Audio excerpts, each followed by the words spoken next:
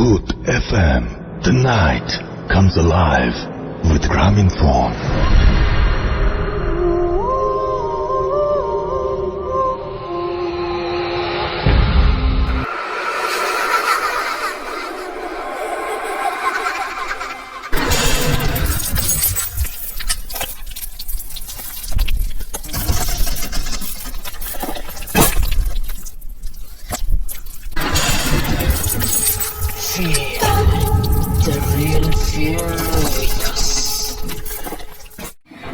Listeners, আসসালামু আলাইকুম। দেশ ও দেশের বাইরে যে যেখান থেকে আফনান দ্য হোল ওয়ার্ল্ডের আজকের এই এপিসোডের সাথে যুক্ত হচ্ছেন বা পরবর্তীতে হবেন, সকলকে জানাচ্ছি শুভেচ্ছা ও ভালোবাসা। আশা করি সবাই ভালো আছেন, সুস্থ আছেন। প্রিয় লিসেনার্স, আপনারা জানেন যে আমরা সিলেট শহরের পলিটেকনিক ইনস্টিটিউটে সিলেটে থাকা বা সিলেট অঞ্চলে থাকা আমাদের লিসেনারদেরকে আমরা এক জায়গায় ডেকেছিলাম, যাতে করে আমরা তাদের সাথে দেখা করতে পারি, কথা বলতে পারি, আড্ডা দিতে পারি। অনেকে এসেছিলেন, আর সেখানে এসে এক একজনের এক এক ধরনের মতামত আমরা শুনেছিলাম, চেষ্টা করেছিলাম সবার সাথে কথা বলার জন্য। যদিও বা সময় স্বল্পতার কারণে সবার সাথে ওইভাবে কথা বলতে পারিনি, এই জন্য আন্তরিকভাবে দুঃখিত। তবে ওই সময় অনুরোধ করেছিলাম যে আজকে যারা এসেছেন আপনারা আপনাদের জানা সিলেট অঞ্চলের ঘটনা আমাদেরকে পাঠান। তো আমাদের ডাকে সাড়া দিয়ে ওনারা বিভিন্ন ঘটনা আমাদেরকে পাঠিয়েছেন। তবে তার ভেতর থেকে কিছু ঘটনা নিয়েছি, সবগুলো ঘটনা নিতে পারিনি। আরো ঘটনা আসছে, পর্যায়ক্রমে সেগুলো আমাদের অন্যান্য এপিসোডের সাথে যুক্ত হয়ে যাবে। আজকে আমরা যে কয়েকটি ঘটনা আপনাদের সামনে উপস্থাপন করব, ইনশাল্লাহ ঘটনাগুলো আপনাদের ভয়ের শিহরণ জাগাতে সক্ষম হবে। আপনারা জানেন যে অনেক আগে থেকেই সিলেট থেকে আমাদেরকে একজন ভাই ঘটনা পাঠাতেন, ওনার নাম শিব্বির আহমেদ। শিব্বির আহমেদ ভাই উনি মূলত সিলেট পলিটেকনিক ইনস্টিটিউটে আমাদের এই ফ্যান মিটের আয়োজনটা করেছিলেন, ভেন্যুটা উনি নির্ধারণ করেছিলেন এবং সার্বিক সহযোগিতা উনি করেছিলেন। উনি সিলেটের একজন ব্যবসায়ী। পলিটেকনিক ইনস্টিটিউটের সামনেও ওনার দোকান রয়েছে, এছাড়া সিলেটের বেশ কয়েকটা জায়গায় ওনার দোকান রয়েছে। তো উনি এর আগেও আমাদেরকে ঘটনা পাঠিয়েছেন, বেশ কয়েকটা নাম করা রোমহর্ষক ঘটনা। নাম করা এই কারণে বলছি, আপনারা সেগুলো অনেক ভালোভাবে রিসিভ করেছিলেন এবং এখনো সেই ঘটনাগুলো নিয়ে আমাদেরকে রিভিউ দেন। প্রিয় লিসেনার্স, আজকের এই এপিসোডটা আমাদের সিলেটি ভাইয়েরা যারা আমাদেরকে ঘটনা পাঠিয়েছেন তাদেরকে নিয়ে আমরা সাজিয়েছি। তো আমাদের এবারের এপিসোডের প্রথম ঘটনাটি থাকবে শিব্বির আহমেদ ভাইয়ের পাঠানো ঘটনা। তবে শিব্বির আহমেদ ভাই দুটি ঘটনা আমাদেরকে পাঠিয়েছিলেন, তো দুটি ঘটনা একসাথে আমি পরপর বলবো। তো এপিসোডের মূল ঘটনাতে যাওয়ার আগে ছোট্ট কয়েকটি কথা বলতে চাই। এই ভিডিও লাইক বাটনে প্রেস করতে কিন্তু ভুলবেন না। আর যারা ভৌতিক ঘটনা পছন্দ করেন তাদেরকে আমাদের চ্যানেলের লিঙ্কটাও কিন্তু শেয়ার করতে ভুলবেন না। প্রিয় লিসেনার্স, চলুন মূল ঘটনাতে চলে যাই। প্রথম যে ঘটনাটি বলবো এটি সিলেট অঞ্চলের বলবো, কারণ এটা সিলেট শহরের না বা সিলেট জেলার না, এটা সিলেটেরই পার্শ্ববর্তী জেলা সুনামগঞ্জের। সুনামগঞ্জের গোবিন্দগঞ্জ উপজেলার শিবনগর গ্রামের ঘটনা এটি। তো ঘটনাটির সময়কাল 1960-এর দশকে হবে, আনুমানিক এক্সাক্ট সময় বলা যায় না, মুক্তিযুদ্ধের আগে। সেই হিসাবে বিভিন্ন পারিপার্শ্বিক অবস্থার কথা চিন্তা করে ধরে নেওয়া যায় যে 1960-এর দশকের কোন একটা সময় হবে। তো এই শিবনগর গ্রামে একজন ব্যক্তি ছিলেন, তার নাম হলো আজকির আলী। তো উনি বেশ বদরাগী একজন মানুষ ছিলেন। উনি কৃষিকাজ করতেন এবং সেই সাথে ওই আশেপাশে যেই খাল বিলগুলো ছিল সেখানে মাছ ধরতেন। আর সিলেটের বিস্তীর্ণ এলাকা বা সিলেট সহ আশেপাশে যে জেলাগুলো রয়েছে সেখানে বিস্তীর্ণ এলাকা জুড়ে কিন্তু সুরমা নদী বয়ে গেছে। সেই সুরমা নদীর বিভিন্ন শাখা প্রশাখা কিন্তু বিভিন্ন জায়গায় ঢুকেছে। তো সুনামগঞ্জ তো হাওর বেষ্টিত এলাকা, এছাড়া হবিগঞ্জেও কিন্তু এই সুরমা নদীর বিভিন্ন শাখা প্রশাখা দেখা যায়।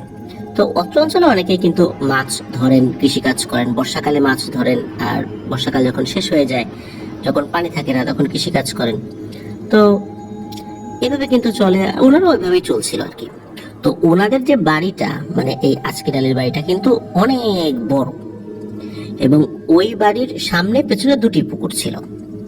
তো পেছনের পুকুরটিতে মাছ আসলে এরকম হতো না, ছাড়লেও হতো না। আর সামনের যে পুকুরটা, এই পুকুরটাতে মাছ ছাড়লে হতো এবং সবসময় মাছ পাওয়াও যেত। আর ওই পেছনের যে পুকুরটা, যেটাতে সাধারণত মাছ হতো না, ওটা যে পানি দূষিত ছিল বিষয়টা এরকম না, অন্যান্য 8-10টা পুকুরের পানির মতোই সেই পুকুরটাও ভালো ছিল। ওই পুকুরটাও মানুষ ব্যবহার করতো, সাঁতার কাটতো, তারপরে অন্যান্য কাজে ব্যবহার করতো, তাতে কোনো সমস্যা ছিল না। শুধু সমস্যাটা ছিল হচ্ছে সেই পুকুরে মাছ হতো না, বা মাছ ছাড়লেও সেই মাছগুলো পাওয়া যেত না। তো একবার কি করলেন, এই আজকের আলী উনি যেহেতু নিজেও মাছ ধরতেন, উনি বাজার থেকে বিভিন্ন ভালো মানের কিছু মাছের পোনা সংগ্রহ করলেন, এবং ওনার উদ্দেশ্য ছিল এই ভালো মানের পোনাগুলো সংগ্রহ করে ওই পুকুরটাতে ছাড়া, যে পুকুরে মাছ সাধারণত হয় না। তো উনি সেখানে মাছ ছাড়েন বেশ কয়েকদিন ধরে, বিভিন্ন সময় উনি মাছ সংগ্রহ করেছেন বাজার থেকে, তাজা তাজা মাছ যেগুলো, চিন্তা করছেন এই মাছের জাতগুলো তো ভালো, এগুলো ছাড়ি, যেগুলো আসলে পুকুরে হতে পারে এরকম আর কি। তো উনি ছেড়েছেন, ছাড়ার পর উনি পুকুরে খাবারও দেন। তো যখন খাবার দেন তখন একটা ব্যাপার খেয়াল করেন, সেটা হলো যে খাবার দেওয়ার পর মাছগুলো খেতে আসবে না, কিন্তু না, ওরকম খেতে আসে না। আমরা যখন দেখি যে পুকুরে খাবার দেওয়ার পর কিছু কিছু মাছ খাবার খেয়ে চলে যায়, কিন্তু ওই পুকুরে এরকমটা হয় না। উনি যখন খাবার দেন, উনি দেখেন যে ওই খাবারগুলো ভেসে আসে, আর ভেসে ভেসে পুকুরের কিনারেও চলে আসছে, কিন্তু পরের দিন সকালবেলা কিন্তু ওই খাবারগুলো দেখা যায় না। তার মানে হচ্ছে মাছগুলো কোনো একটা সময় ওই খাবারগুলো খেয়ে নিয়েছে। উনি ভাবেন যে আচ্ছা, আমি যে খাবারগুলো ছাড়ি, তো এই খাবারগুলো মাছ খায়, কিন্তু কখন যে খায় তা তো দেখি না। আর রাতের বেলাও মাছ যে খাচ্ছে, পুকুরের পানিতে এক ধরনের শব্দ হয়, ওই ধরনের শব্দও তো হয় না, সেটাও তো পাই না। যাই হোক, উনি চিন্তা করেছেন যে হয়তো বা খেয়ে যায় কোনো একটা সময়, পাই না সবসময় যে এরকম শব্দ হবে, বিষয়টা এরকমও না। বেশ অনেকটা দিন পর যখন ওনার কাছে মনে হলো যে এবার মাছগুলো তোলা যায় পুকুরের পানি থেকে, ওনার একটা আইডিয়া ছিল যে এখন মাছগুলো কত বড় হতে পারে, উনি তো রেগুলার খাবার দিয়েছেন। তো উনি কি করেছেন, ওই জেলেদেরকে নিয়ে এসেছেন, বড় যে জাল, যে জালগুলো দিয়ে আসলে ওই টানা জাল, যেগুলো দিয়ে পুকুরের এক প্রান্ত থেকে অপর প্রান্তে জালগুলো টেনে নিয়ে মাছগুলো ধরা হয়। তো এরকম জাল দিয়ে মাছ ধরা হলো, কিন্তু অদ্ভুত ব্যাপার হলো, মাছ ধরা হলো, আসলে কি মাছ ছিল জালের মধ্যে? না, জালের মধ্যে ছোট ছোট অসংখ্য সাপ, ব্যাং এবং চ্যাং মাছ জাতীয় কিছু মাছ এগুলো পাওয়া গেল।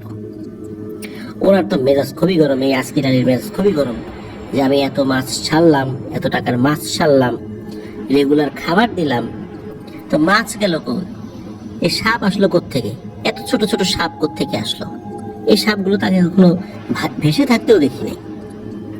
সাপ থাকলে তো মাঝে মাঝে আশেপাশে দেখা যাবে, কিন্তু এরকমটা দেখা যায়নি। পুকুরটা তো বেশ পরিষ্কার, মানুষজন গোসল করেছে, কখনো পায়ের নিচে সাপের অস্তিত্ব টের পেয়েছে এরকমটা তো কেউ কখনো বলে নাই। তো উনি খুব অবাক হন। উনি চিন্তা করলেন যে এই মাছগুলোকে হয়তোবা পোনা থাকা অবস্থাতেই সাপগুলো খেয়ে নিয়েছে, আর এই খাবার যেগুলো ছাড়া হয় এগুলো হয়তোবা রাতের বেলা সাপগুলো খেয়ে নেয়। টানা কয়েকবার জাল টানা হলো, কিন্তু একই অবস্থা। রাগে ক্ষোভে এই সাপগুলো একটা পর্যায়ে, প্রথম দিকে তো আসলে সাপগুলোকে আবার ছেড়ে দিয়েছিলেন এক পাশে, এরপরে এইগুলোকে পিটিয়ে মারা হলো, ব্যাঙগুলোকেও পিটিয়ে মারা হলো। আর চ্যাং মাছ দিয়ে উনি করবেনটা কি, যেখানে ওনার এত দামি দামি মাছই খুঁজে পাওয়া যাচ্ছে না। তো এরকম প্রায় 3বারের মতো বা 4বারের মতো উনি করেছিলেন। এরপর ওই যারা জেলেরা এসেছিলেন জাল নিয়ে, তাদেরকে তাদের পাওনা বুঝিয়ে দিয়ে বিদায় করে দেওয়া হয়। তখন উনি চিন্তা করছেন যে আচ্ছা, আমার এই মাছগুলো গেল কোথায়? এতগুলো মাছ চলে গেল, কে খেলো? এই সাপে খেয়েছে। উনি না এই বিষয়টা কিছুই মানে কোনোভাবে মেনে নিতে পারছিলেন না। এমনিতে তো উনি বেশ বদরাগী একজন মানুষ ছিলেন আর কি, কিন্তু এখন করবেনটা কি, এমত অবস্থায় ওনার করণীয়টা কি, উনি যে কি করবেন এটা বুঝতে পারছিলেন না। রাগে ক্ষোভে পরের দিন কি করেছেন, উনি পুকুরে বিষ ছেড়ে দিয়েছেন। এই কারণে বিষ ছেড়েছেন যে এই সাপগুলো যে কয়টা মারছি আরো তো আছে নিশ্চয়ই, তো এই সাপ ব্যাং আমার মাছ খেয়ে ফেললো, আর আমি এই যে এতদিন ধরে খাবার দিচ্ছে খাবারগুলো এই সাপ ব্যাঙে খেয়ে ফেললো, তো এগুলোকে আর রাখবই না। তো উনি পুকুরের পানিতে ছেড়ে দিয়েছেন বিষ। তো বিষ ছাড়ার পরে দেখা গেল যে বেশ অনেক ছোট ছোট সাপ মরে ভেসে উঠেছে, ব্যাঙও মরে ভেসে উঠেছে, আর যে ছোট ছোট যে চ্যাং জাতীয় মাছ ছিল সেগুলো মরে ভেসে উঠেছে। তো এগুলো দেখে উনি বেশ আনন্দিতই হলেন যে যাক, আমার এই মাছ খোর যেগুলো ছিল আর আমার খাবার খোর যেগুলো ছিল মাছের খাবার, এগুলোকে অন্তত পুকুর থেকে উৎখাত করতে পেরেছি। তো ওই রাতেই উনি একটা স্বপ্ন দেখেন একটা অন্ধকার জায়গা, অন্ধকারের মধ্যে কোনো কিছু দেখা যাচ্ছে না, কোনো অবয়ব বোঝা যাচ্ছে না, কিন্তু কোন একটা গম্ভীর কণ্ঠস্বর এই আজকির আলীকে বলছে যে তুই আমাকে মারার জন্য পুকুরের পানিতে বিষ ছাড়লি, তোর এত বড় সাহস, এর যে শাস্তি এইটা তো তুই পাবি। তবে প্রথম শাস্তি যেটা হবে সেটা হলো তোর যে ছোট্ট বাচ্চাটা আছে না, একটা ছেলে সন্তান, এইটাকে আমি নিয়ে যাব, এটা হবে তোর প্রথম শাস্তি। তো উনি এই স্বপ্নটা যখন দেখেছেন, স্বপ্নের মধ্যে যে কোনো প্রশ্ন করবেন বা এরকম কোনো আশয় বিষয়টা এরকম না, এটা দেখার পরে তার ঘুম ভেঙে যায়। ঘুম ভাঙার পর উনি বিষয়টাকে একদম স্বাভাবিকভাবে নিয়েছেন। সকাল হয়ে গেছে, আবার ঘুমাইছেন আর কি, সকাল হয়ে গেছে আর কি।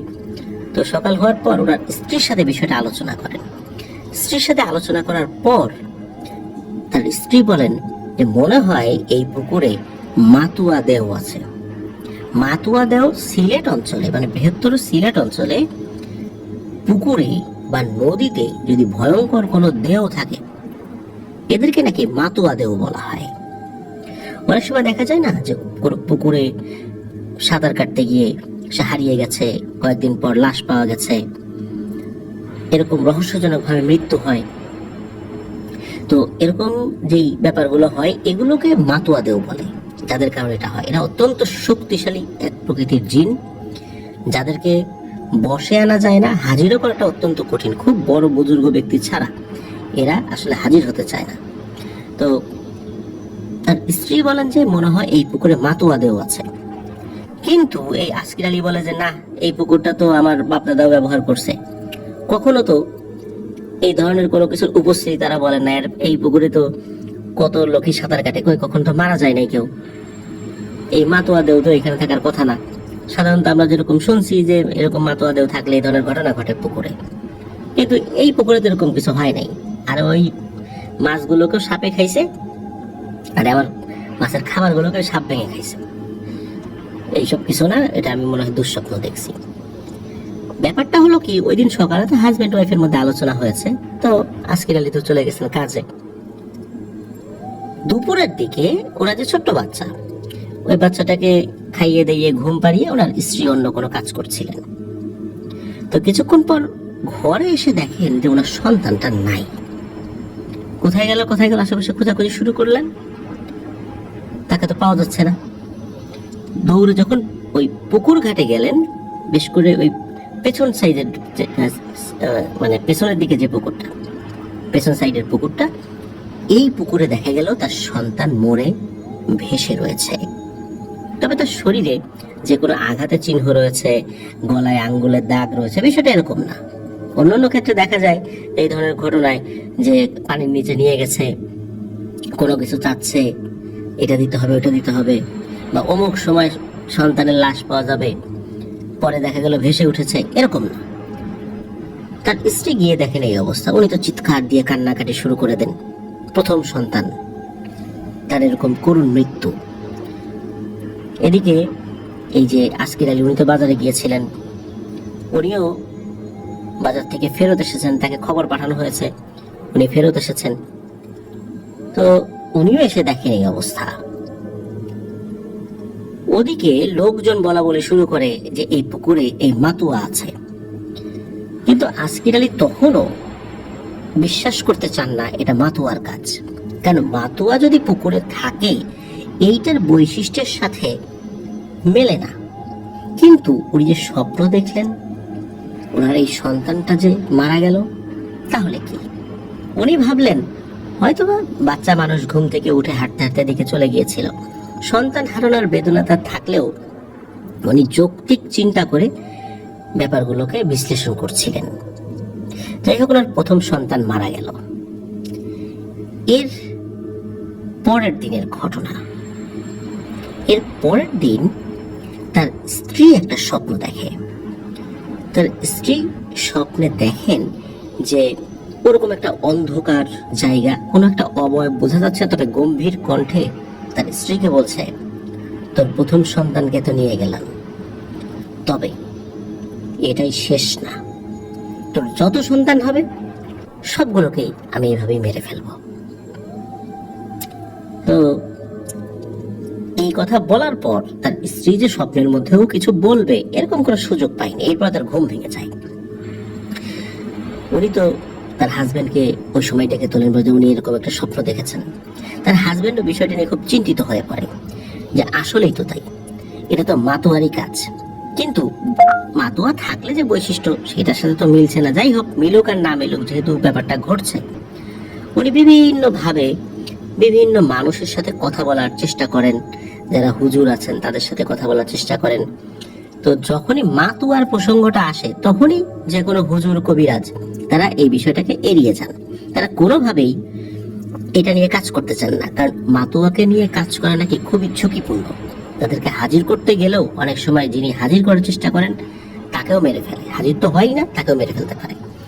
এই ধরনের ঝুঁকি কেউ নিতে চায় না। তো এরপর একটা ভালো ওই সময় প্রেক্ষাপটে ওনাদের এলাকা থেকে একটু দূরে বেশ ভালো একজন বুজুর্গ ব্যক্তির সন্ধান পান। তো তার কাছে ওনারা যান। বিশেষ করে এই যে আসকির আলী, উনি গিয়েছেন আর কি। যাওয়ার পর সব ঘটনা খুলে বলেন। তো সব ঘটনা খুলে বলার পর ওই আসকির আলী উনি একটা ব্যাপার লক্ষ্য করেন যে ওই হুজুরও কেন জানি বিষয়টা মনে হয় বুঝতে পারছেন না। উনি বলছেন, আচ্ছা ঠিক আছে তুমি যাও, আমি দেখছি বিষয়টা।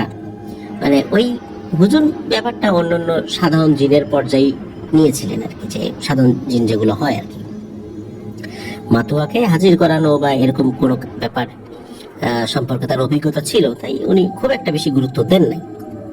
উনি সাধারণ কিছু ঝাড়ফুঁক বা কিছু তদবির উনি দিয়েছিলেন আর কি, বলেছেন যে তাদের ঠিক হয়ে যাবে। কিন্তু এই যে আসকির আলী উনি যখন বাড়িতে আবার ফেরত আসেন, এরপর স্বপ্নের মধ্যে উনি আবার সেই অন্ধকার একটা পরিবেশ, কোনো অবয়ব দেখা যাচ্ছে না, কিন্তু একটা গম্ভীর কণ্ঠ উনি শুনতে পাচ্ছেন। সেই গম্ভীর কণ্ঠে বলে ওঠে, আসকির রে, তুই যে কাজ করেছিস এর কোনো ক্ষমা নেই, আর আমাকে তোরা মাতুয়া বলিস তোদের ভাষায়। তোদের এই এলাকায় যত মাতুয়া আছে এরকম, তার মধ্যে সবচেয়ে বয়স্ক মাতুয়া হচ্ছে আমি এখানে থাকি বহু বছর ধরে, কিন্তু আমি আমার উপস্থিতি কাউকে জানান দেই না। অন্যান্য মাতুয়ারা পানির মধ্যে মানুষকে টেনে নিয়ে হত্যা করে, আমি কখনো এই কাজটা করি না। আমি খুব নিরিবিলি থাকতে পছন্দ করি। এখানে মাছ ছাড়লে কেউ মাছ ধরবে, বড়শি ফেলবে, আমার ঝামেলা হবে, এই জন্য আমি এখানে মাছ ছাড়তে দিই না। তুই মাছ ছেড়েছিলিস, সেই মাছগুলো আমি নষ্ট করে দিয়েছি। আমি যে মাছ খাই বিষয়টা এরকম না। আর এই যে সাপগুলো, এই সাপগুলোকে তুই মারলি, যে ব্যাঙগুলোকে মারলি, মূলত এরা আমার খেদমত করত। ওরা জিন না হলেও ওরা আমার খেদমত করত।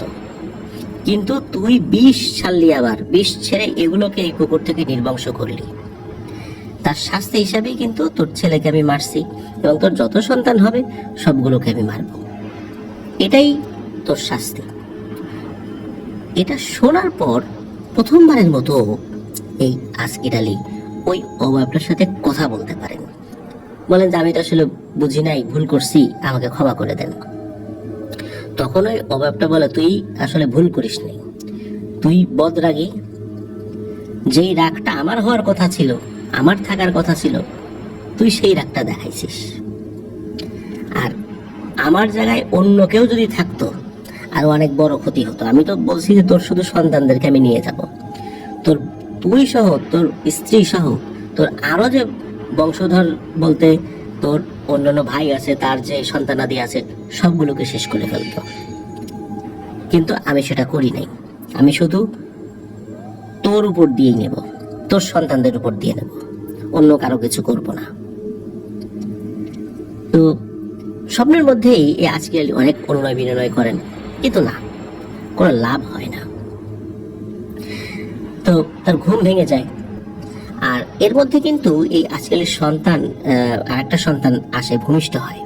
কিন্তু ভূমিষ্ঠ হওয়ার কয়েকদিন পরে সেও রহস্যজনকভাবে মারা যায়। মানে কোনো অসুস্থতার সিমটম নাই, কিচ্ছু নাই, হঠাৎ করে মারা গিয়েছে।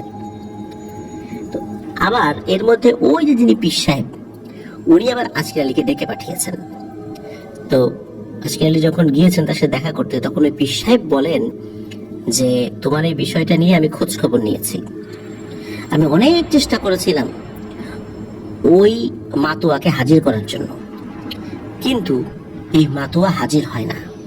প্রথমবারের মতো আমি কোনো জিন হাজির করতে ব্যর্থ হয়েছি। তবে আমার জিনেরা ওর সাথে যোগাযোগ করেছে। ও তো খুব বয়স্ক মাতুয়া এবং খুব রাগী হলেও ওর ভিতরে বিচক্ষণতা আছে। আমার অনুরোধের প্রেক্ষিতে ও শুধু একটা বিষয়ে তার সিদ্ধান্ত জানিয়েছে, এবং এই সিদ্ধান্তের বাইরে সে আর কখনো যাবে না। সেটা হলো যে তোমার সন্তানদেরকে ও আর হত্যা করবে না, তবে একটা নির্দিষ্ট বয়সের পর তোমার সন্তানরা মানসিকভাবে ভারসাম্যহীন হয়ে যাবে। এর সমাধান আর হবে না, এর সমাধান আর কেউ করতে পারবে না আল্লাহ ছাড়া। তো এই কথা শোনার পর আসলে আজকের আলী মন খারাপ করে চলে আসেন। এবং অদ্ভুত ব্যাপার হচ্ছে, আজকের আলীর এরপরে প্রায় 7 থেকে 8 জন সন্তান হয়েছে, যতটুকু শিবির আহমেদ ভাই আমাদেরকে বলেছেন। আর এই সন্তানগুলো একটা নির্দিষ্ট বয়সে এসে সবাই মানসিকভাবে ভারসাম্যহীন হয়ে যেত। তার এই 7-8 জন সন্তানদের মধ্যে এখনো 4 জন জীবিত আছেন যারা এখনো মানসিকভাবে ভারসাম্যহীন। আর এই শিবনগর গ্রামে অনেকেই এই বাড়িটা চেনেন, এই মাতুয়া বাড়ি বা মাতুয়া জিনের বাড়ি বা মাতুয়া পাগলের বাড়ি, এরকম নামে অনেকে চিনে থাকেন। ওই পরিবারে এখনো এই সমস্যা রয়েছে। ওই পরিবারে এখনো এই আজকের আলীর সন্তানরা মানসিক ভারসাম্যহীন হয়ে জীবনযাপন করছেন। এটা সত্যি এক মর্মান্তিক ব্যাপার। এমন ঘটনা কারোর সাথে ঘটুক, এটা আমরা চাই না। আল্লাহ আমাদেরকে হেফাজত করুন। আর রাগের বশে এই ধরনের ঘটনা যেন আমরা কখনো না ঘটাই, এটা আমাদের খেয়াল রাখতে হবে। যার ফলশ্রুতিতে এই আজকের আলীর পরিবার, ওনারা যতটুকু না কষ্ট করেছেন তার থেকে আরো বেশি কষ্ট হচ্ছে তার সন্তানদের। তো এভাবেই পুরো একটা জেনারেশন মানসিক ভারসাম্যহীন অবস্থায় জীবন কাটাচ্ছে। প্রিয় লিসেনার্স, একবার চিন্তা করতে পারেন কি একটা ভয়াবহ দুঃসহ জীবন তাদের। আল্লাহ তাদেরকে হেফাজত করুন। আর এই মাতোয়ার মনে আল্লাহ তাআলা দয়া দিন, যাতে করে এই সন্তানেরা সুস্থ হয়ে যান। তাদেরও তো এখন অনেক বয়স হয়ে গেছে এই সন্তানদের, কারণ সেই 60-এর দশকের ঘটনা থেকে আজকে 2024 সাল শেষ হয়ে যাচ্ছে। তাহলে বুঝতেই পারছেন যে কত দীর্ঘ একটা সময় এই বিষয়টা নিয়ে তারা সাফার করেছেন, কষ্ট করছেন। আল্লাহ তাদের এই কষ্টের উত্তম প্রতিদান দান করুক, এই কালে না হলেও পরকালে দান করুক। আর এই ধরনের বিপদ আপদ থেকে আল্লাহ আমাদেরকে হেফাজত করুন। প্রিয় লিসেনার্স, শিব্বির আহমেদ ভাইয়ের এই মাতোয়া দেবের ঘটনাটা শুনলাম। এবার আসেন ওনার পাঠানো পরবর্তী ঘটনায় যাই। এই ঘটনাটি সিলেট শহরের 28 নং ওয়ার্ডের বড়ইকান্দি নামক এলাকায়। এই 28 নং ওয়ার্ডের 1 নং রাস্তা, যেটা মানে 1 নম্বর রাস্তা, এই রাস্তাতে একটা মাজার রয়েছে, এটাকে সাপ শাহের মাজার বলে। তো এই সাপ শাহের মাজারের ইতিহাসটা কি, এটা মূলত আপনাদেরকে বলবো। এই সাপ শাহের যে মাজারটা, এটা এই শিববির আহমেদ ভাইয়ের বাসার যে রান্নাঘরটা, এই রান্নাঘরের ঠিক পাশে, মানে 3 হাত দূরে আর কি। তো এই ঘটনাটাও এই প্রায় 1960 এরকম একটা সময়ের হবে, বা ওই 60-এর দশকের হবে আর কি। তো ওই সময় একটা পরিবারে হাজব্যান্ড ওয়াইফ ছিলেন। তো কোনো কারণে ওনারা একটা সাপ মেরে ফেলেছিলেন। এরপরে ভয়ঙ্কর একটা স্বপ্ন দেখেন ওনারা, যে এটার কারণে ওনাদের অনেক ক্ষতি হবে।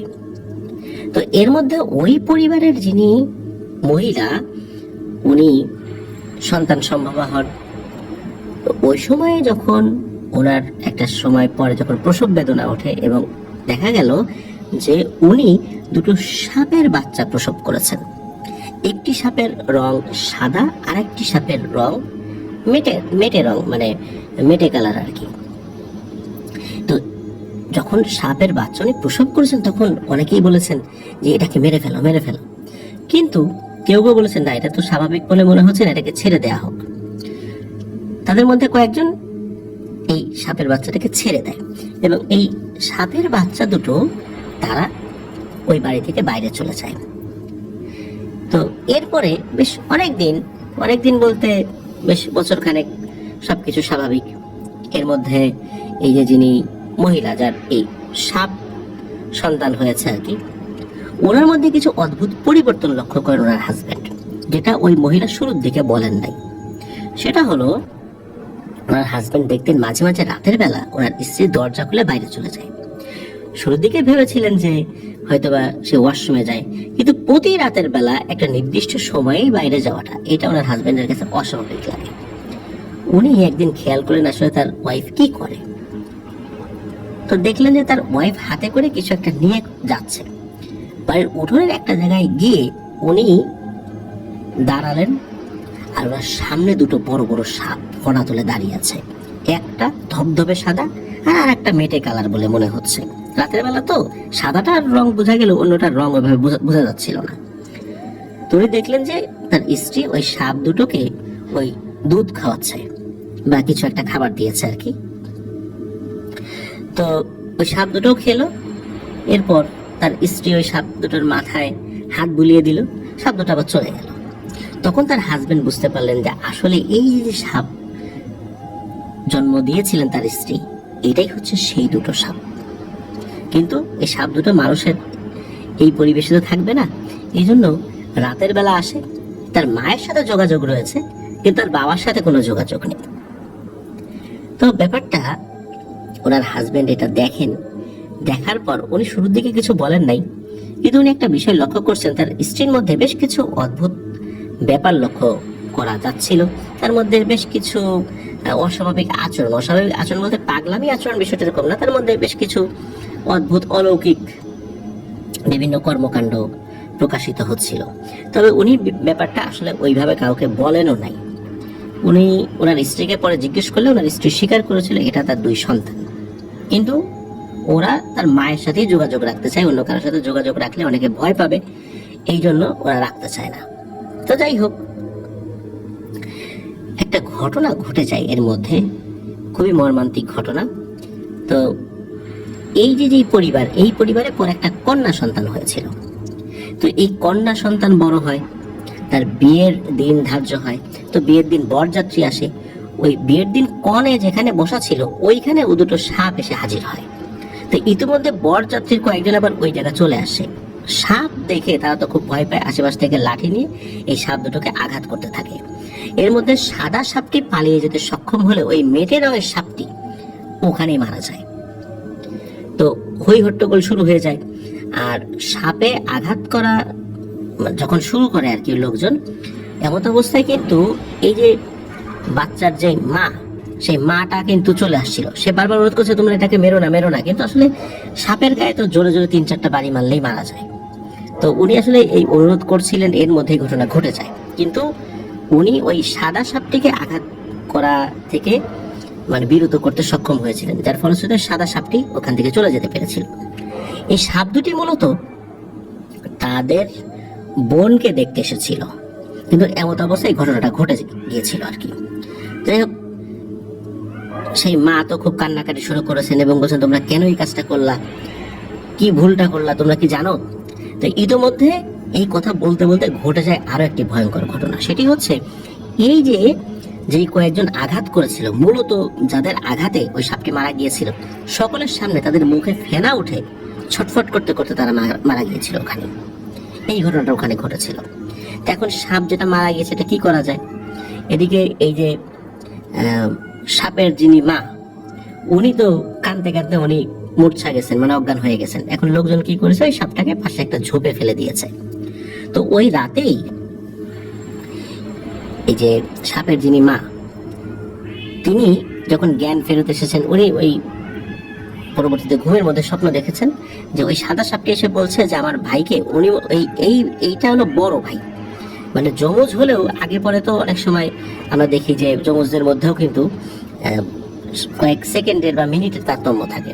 সেই হিসাবে ওই মেটে কালারের সাপটা বড়, তো সাদা রঙের সাপটা বলছে যে বড় ভাইকে ওখানে ফেলে না রেখে মানুষকে যেভাবে কবর দেয় ওইভাবে কবর দিবা। তো পরের দিন যখন এই ভদ্রমহিলার ঘুম ভাঙে, এরপর উনি ওই সাপটিকে ওখান থেকে উদ্ধার করে নিয়ে আসেন। গিয়ে দেখা যায় যে ওখানে ফেলে রাখা হয়েছিল কোনো কুকুর বা অন্য কোনো কিছু, সেটাকে আঘাত করে নাই। সেখান থেকে নিয়ে এসে ওই যে সাদা সাপটি ঠিক যেখানে কবর দিতে বলেছিল সেখানে কবর দেওয়া হয়েছে। পরবর্তীতে সেখানে আসলে অনেকটা মাজারের মতো হয়ে গিয়েছে। সর্বশেষ 2004 সালে ওই সাপটিকে দেখা গিয়েছিল, ওই পরিবারের লোকজন দেখেছিল সাদা রঙের ওই সাপটিকে। 2004 সালে সিলেট শহরে ভয়াবহ বন্যা হয়েছিল, ওই সময়ে ওই সাপটিকে একবার দেখা গিয়েছিল। 2004 সালের পরে ওই সাপটিকে আর দেখা গিয়েছে বলে শোনা যায়নি, ওই পরিবারের লোকজনও কখনো দেখেছে বলে আর শোনা যায়নি। তো ধারণা করা হয় এখনো ওই সাপটি হয়তো বা আসে, কিন্তু এখন আর কেউ দেখে না।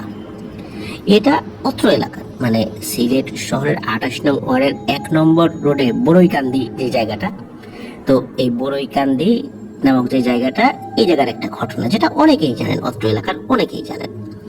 তো ধন্যবাদ শিব্বির আহমেদ ভাইকে দারুণ রোমহর্ষক দুটি ঘটনা আমাদেরকে দেওয়ার জন্য। আশা করছি আমাদের আফরান দ্য ওয়ার্ল্ডের লিসেনারদের কাছে ঘটনা দুটি তাদের ভয়ের শিহরণ জাগাতে সক্ষম হয়েছে ইনশাল্লাহ। প্রিয় লিসেনার্স, চলুন আমরা চলে যাব আমাদের এবারের সিলেট স্পেশাল এপিসোডের পরবর্তী আরো একটি নতুন ঘটনায়। আমরা সিলেট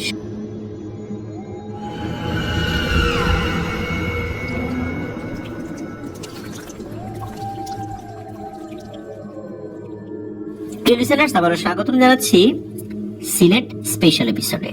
এখন যে ঘটনাটি আপনাদের সাথে শেয়ার করবো, এই ঘটনাটি আমাদেরকে পাঠিয়েছেন হাসান ভাই। উনি বর্তমানে সিলেটের শাহজালাল বিজ্ঞান ও প্রযুক্তি বিশ্ববিদ্যালয়ের 3য় বর্ষের একজন স্টুডেন্ট।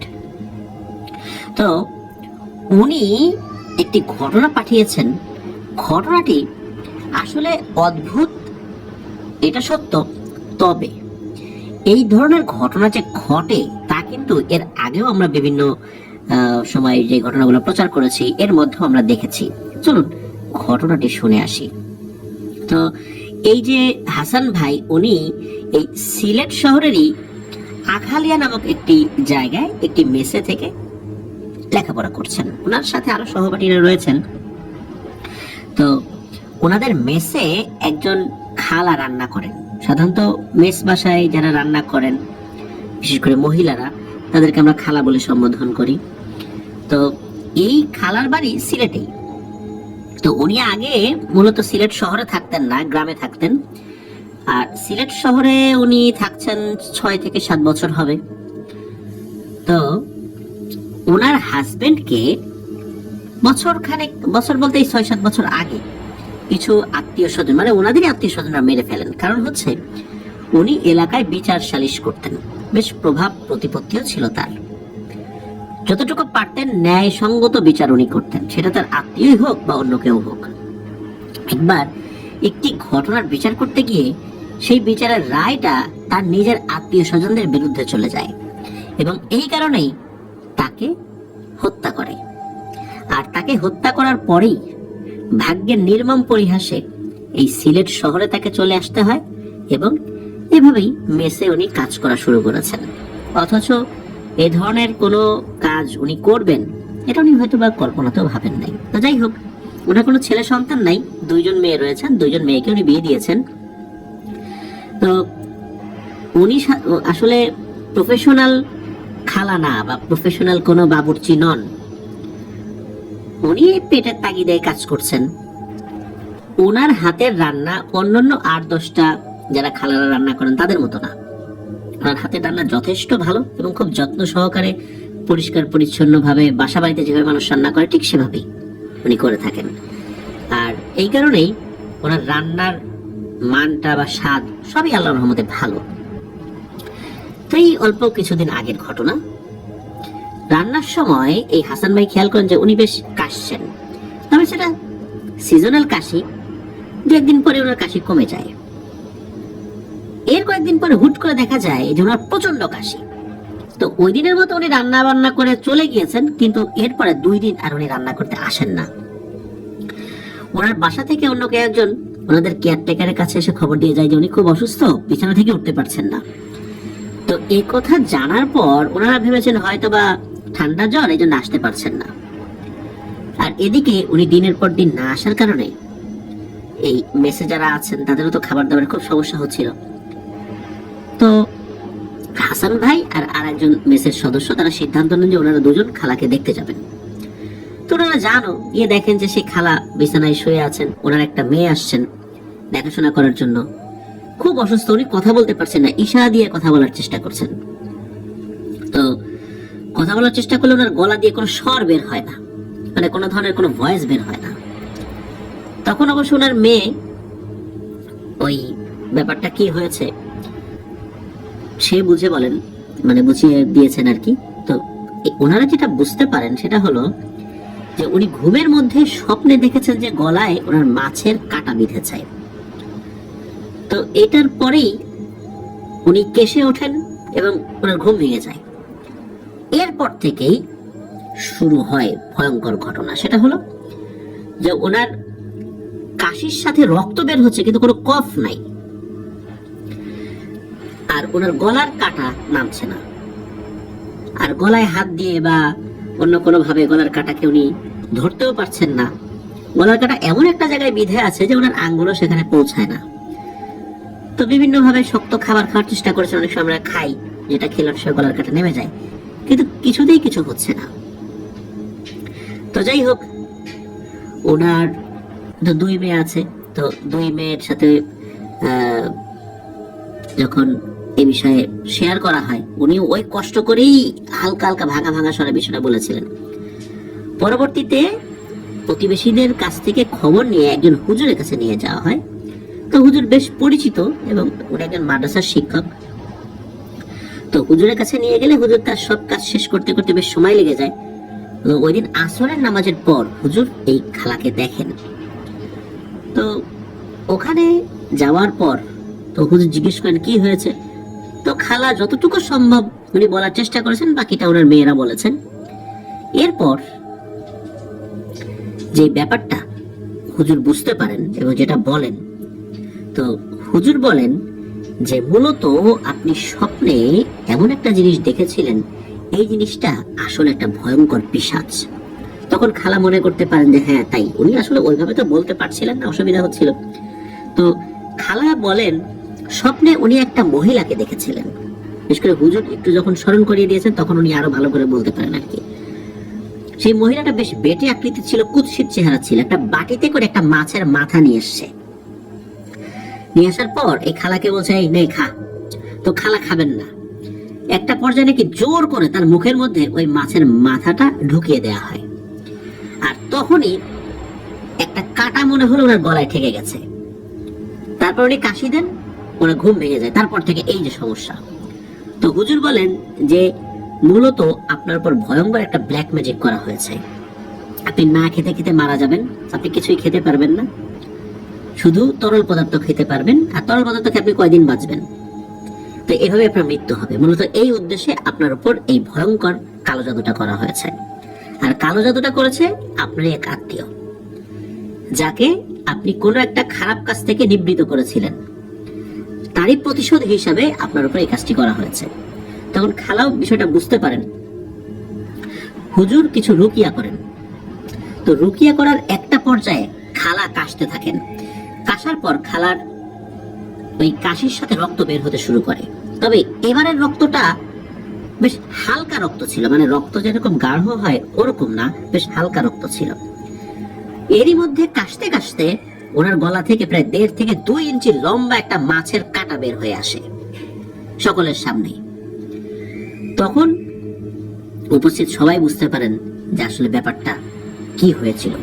স্বপ্নের মধ্যে ওনাকে এই ভয়ঙ্কর জিনিসটা করা হয়েছিল এবং গলার ভিতরে কাঁটা ঢুকিয়ে দেওয়া হয়েছিল। আর এভাবেই উনি আস্তে আস্তে শক্ত খাবার না খেতে খেতে মারা যেতেন অসুস্থ হয়ে। এই কাঁটাটা নাকি কোনো ধরনের এক্সরে বা অন্য কোনো কিছুতে ধরা পড়তো না, এভাবেই উনি মারা যেতেন। তো আল্লাহর অশেষ রহমতে খালা বেঁচে গিয়েছিলেন, এখন উনি সুস্থ আছেন, ভালো আছেন, এখন উনি রান্না করছেন। তো প্রিয় লিসেনার্স, এই যে ব্যাপারটা দেখুন, আমরা মনে করি যে কেউ হয়তো বা আমাদেরকে কাছে এসে খাইয়ে দিয়ে যাবে ব্ল্যাক ম্যাজিক করার জন্য, না, স্বপ্নের মধ্যেও ভয়ঙ্কর এই ব্ল্যাক ম্যাজিক করে কাউকে কোনো কিছু খাইয়ে দেওয়া যায়, তাতে তার ভয়ানক ক্ষতি হবে। এই ঘটনা কিন্তু আবারও তারই প্রমাণ। আমরা স্বপ্নের মধ্যে কোনো কিছু খাওয়ানোর ব্যাপারগুলো তো আগে থেকেই বিভিন্ন সময় বলেছি, বিশেষ করে লুলুফিয়ন ঘটনাতেও কিন্তু আমরা এটা বলেছিলাম, যেটা মেহেদী হাসান ভাই আমাদেরকে পাঠিয়েছিলেন, যে স্বপ্নের মধ্যে একটা প্রাণী নবজাতক শূকরের মাংস খাইয়ে দিত, যার ফলশ্রুতিতে সে আর অন্য কোনো খাবার খেতে পারতো না, একটা সময় সে শুকিয়ে মারা যেত। তো সেই একটা বিশেষ ফুল যেটা লুলুফিয়নের কাছ থেকে নিয়ে আসার পর সেই ফুলটা গুঁড়ো করে কাউকে খাইয়ে দিলে এই মাংসটা বের হয়ে আসতো, তারপর আল্লাহর রহমতে উনি বাঁচতে পারতেন। তো দেখুন প্রিয় লিসেনার, স্বপ্নের মধ্যে কত ধরনের ব্ল্যাক ম্যাজিক করা যায়। এই জন্য আমরা যখন ঘুমাবো আমরা অবশ্যই চেষ্টা করব দোয়া পড়ে শরীরে ফু দিয়ে ঘুমানোর জন্য, বিশেষ করে আয়াতুল কুরসি অবশ্যই পড়বো ইনশাআল্লাহ। প্রিয় লিসেনার, আমরা চলে যাব আমাদের এবারের এপিসোডের পরবর্তী আরো একটি নতুন ঘটনায়।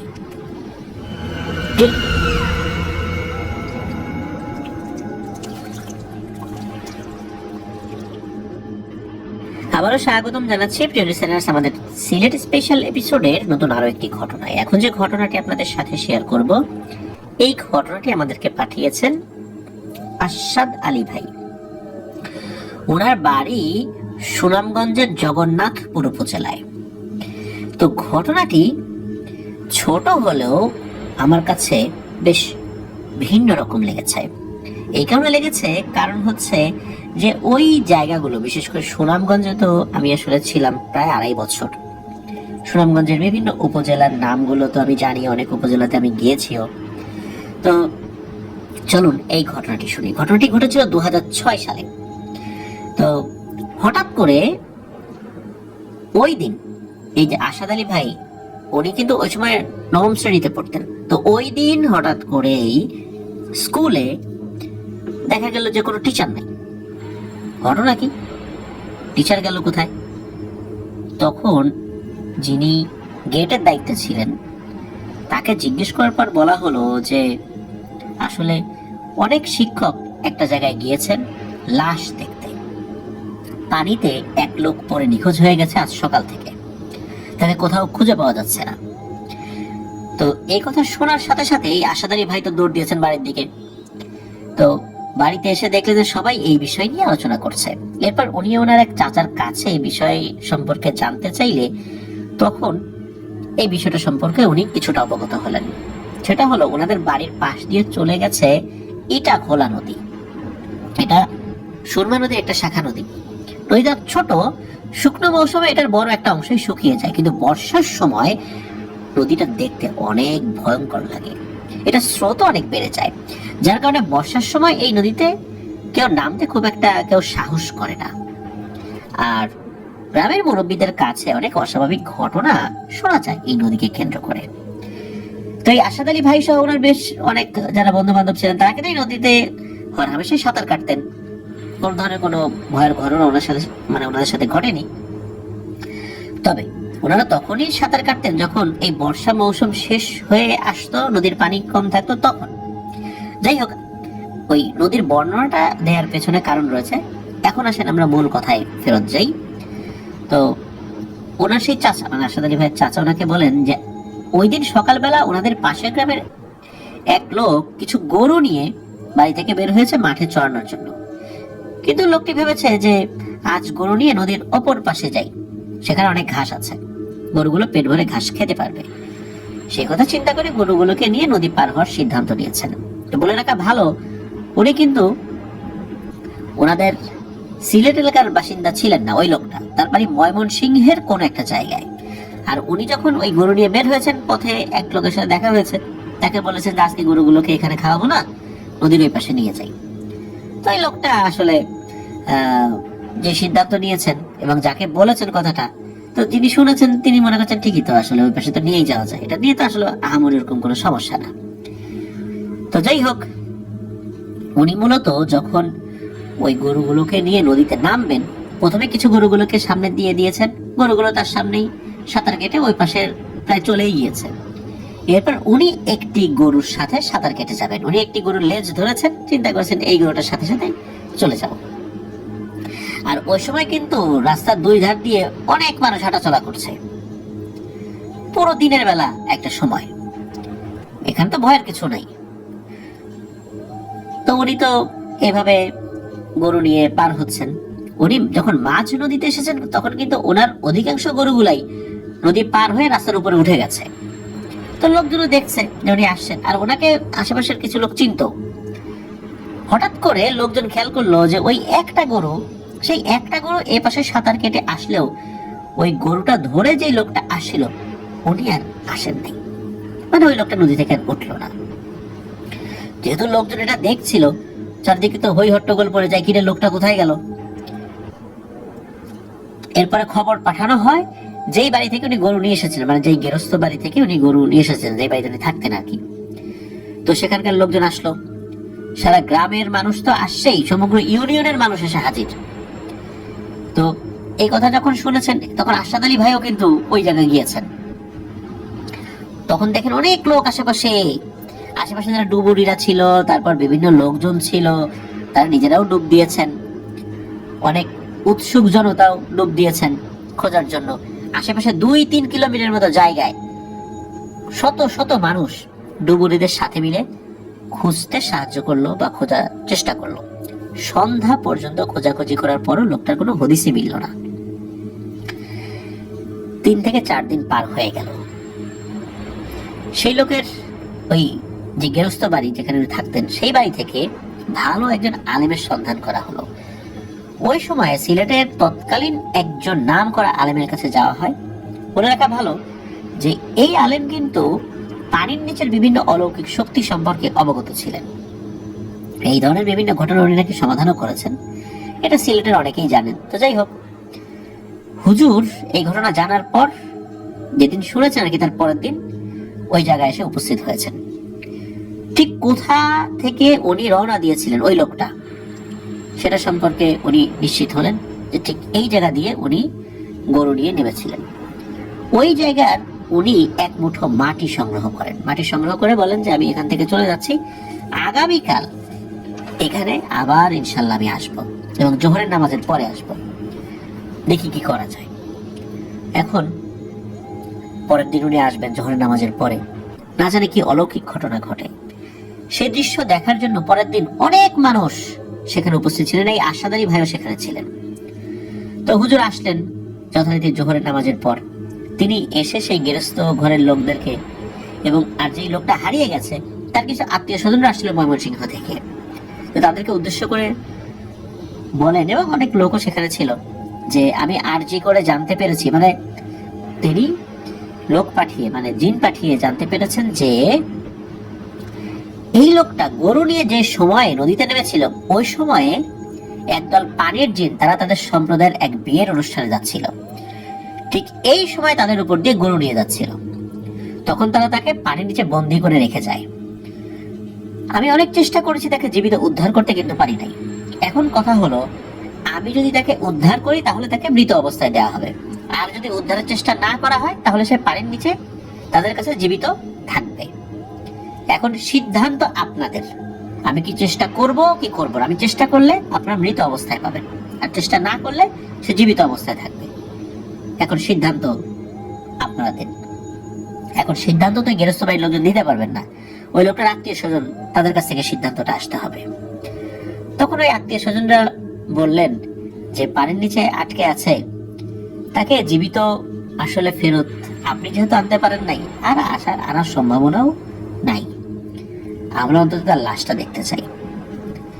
হুজুর একটা দীর্ঘশ্বাস ফেললেন, কারণ আসলেই এটা খুবই একটা কষ্টের সিদ্ধান্ত, খুব একটা মারাত্মক সিদ্ধান্ত, যেই সিদ্ধান্তটা ওই লোকের আত্মীয় স্বজনরা নিয়েছিলেন। এরপর হুজুর উনি সবাইকে বললেন যে 20 থেকে 25 জন মানুষ নদীর আশেপাশে 500 মিটার জায়গার মধ্যে ছড়িয়ে ছিটিয়ে যান, মানে যেখানে ওই লোকটা হারিয়ে গিয়েছিল তার 500 মিটার জায়গার মধ্যে ছড়িয়ে ছিটিয়ে যেতে বলা হলো। আরো বলা হলো যে আমি এখন দোয়া করব, সবাই দোয়ায় শরীক হবেন। আপনারা আপনাদের হাতের মুষ্টি বদ্ধ করে রাখবেন না, এই যখন দোয়া চলবে ঠিক এই সময়টাতে। তো হুজুর দোয়া করা শুরু করেন। 15 থেকে 20 মিনিট ধরে হুজুর দোয়া করেন। হঠাৎ করে চারদিকের পরিবেশ কেমন যেন থমথমে হয়ে গেল। একদম রৌদ্রোজ্জ্বল আকাশটা হঠাৎ করে মনে হলো মেঘলা মেঘলা ভাব হয়ে গেল। এই দোয়া করতে করতেই হুজুর দোয়া শেষ করেন এবং হুজুর সবাইকে বলেন যে আপনারা নদীর চারদিকে ভালো করে লক্ষ্য রাখেন, যে কোনো একটা জায়গায় এই লোকটার লাশ ভেসে উঠবে। সত্যি তাই, যেখানে ওই লোকটা ডুবে গিয়েছে তার থেকে 300 হাত দূরের একটা জায়গায় হঠাৎ করে নদীর মাঝখানে একটা লাশ পানির উপর ভেসে ওঠে, আর লাশটা উল্টানো অবস্থায় ছিল, মানে উপর করা ছিল। কেউ তো ভয়ে পানিতে নামতে পারছিল না, ভয় পাচ্ছিল যে এখন যে নামবো আবার না জানি কাউকে টেনে নিয়ে যায়। হুজুর বলল আর কোনো সমস্যা হবে না, যায় ওই লাশটাকে নিয়ে আসেন। তখন 4-5 জন লোক গিয়ে ওই লাশটাকে নিয়ে আসা হলো। দেখা গেল ওই লাশটার গায়ে অনেক মাটি, কাদামাটি লাগানো, মুখ ভর্তি কাদামাটি, শরীরটা অনেক পিচ্ছিল, আর দেখে মনে হচ্ছিল যে মাত্রই তাকে হত্যা করা হয়েছে, এবং তার শরীরটাও তখন গরম ছিল। দেখেন 4 দিন পানির নিচে, 4 দিন পানির নিচে কোনো বডি যদি থাকে তাহলে সেই বডিটার অবস্থা কেমন হয়, কিন্তু মনে হচ্ছে তার শরীরটা এখনো গরম, মাত্র প্রাণ বেরিয়েছে এবং মাত্র তাকে হত্যা করা হয়েছে। আর তার শরীরে পিচ্ছিল জাতীয় কিছু পদার্থ মাখা ছিল। তো তাকে উঠিয়ে নিয়ে, মানে তার ডেড বডিটাকে উঠিয়ে নিয়ে পরিষ্কার পরিচ্ছন্ন করে তার আত্মীয় স্বজনরা ময়মনসিংহে নিয়ে যায়। এরপরে ওই লোকটার ডেড বডি তারা কিভাবে দাফন করেছিলেন বা এই সম্পর্কে আর কোনো কিছু জানা যায় না। তো আশাদ আলী ভাই নিজের চোখে কিন্তু এই ঘটনাটা প্রত্যক্ষ করেছিলেন। প্রিয় লিসেনার্স, ইটাখোলা নদীর এই ঘটনা আসলেই খুব মর্মান্তিক। দিনের বেলা এই ধরনের একটা ঘটনা ঘটবে কে বলতে পারে? প্রিয় লিসেনার্স, আমি একবার এই তাহিরপুরে গিয়েছিলাম। তখন ওই তাহিরপুরে আমার সাথে কিন্তু আর অনেকে ছিলেন, ভোট.কমের টিম ছিলেন, গোলাম রবি ভাই ছিলেন। ওখানে আমরা একটা জায়গায় এসে পৌঁছাই যেই জায়গাতে শ্মশান এবং কবরস্থান পাশাপাশি ছিল। তো ওখানে গিয়ে যখন মানুষের সাথে কথা বলি, ওই এলাকার একজন মেম্বার, তার সাথে কথা হয়। তো তিনি জানালেন যে মাঝে মাঝেই এই নালাটা পার হওয়ার সময় একটা পাক সৃষ্টি হয় এবং গরু বা মহিষ ওই পাকের মধ্যে হারিয়ে যায়, মাঝে মাঝে ওই ঘটনা ঘটে। আসলে পানির নিচের এই জগৎটা অজানাই রয়ে গেছে আমাদের কাছে, অনেক তথ্য আমরা জানি না। আর পানির নিচের এই জিনগুলোকে মাতোয়া দেওয়া বলে, এটা আমাদের এবারের এপিসোডের প্রথম ঘটনা আমরা বলেছি। প্রিয় লিসেনার্স, চলুন আমরা চলে যাবো আমাদের এবারের এপিসোডের পরবর্তী আরো একটি নতুন ঘটনায়। আবারও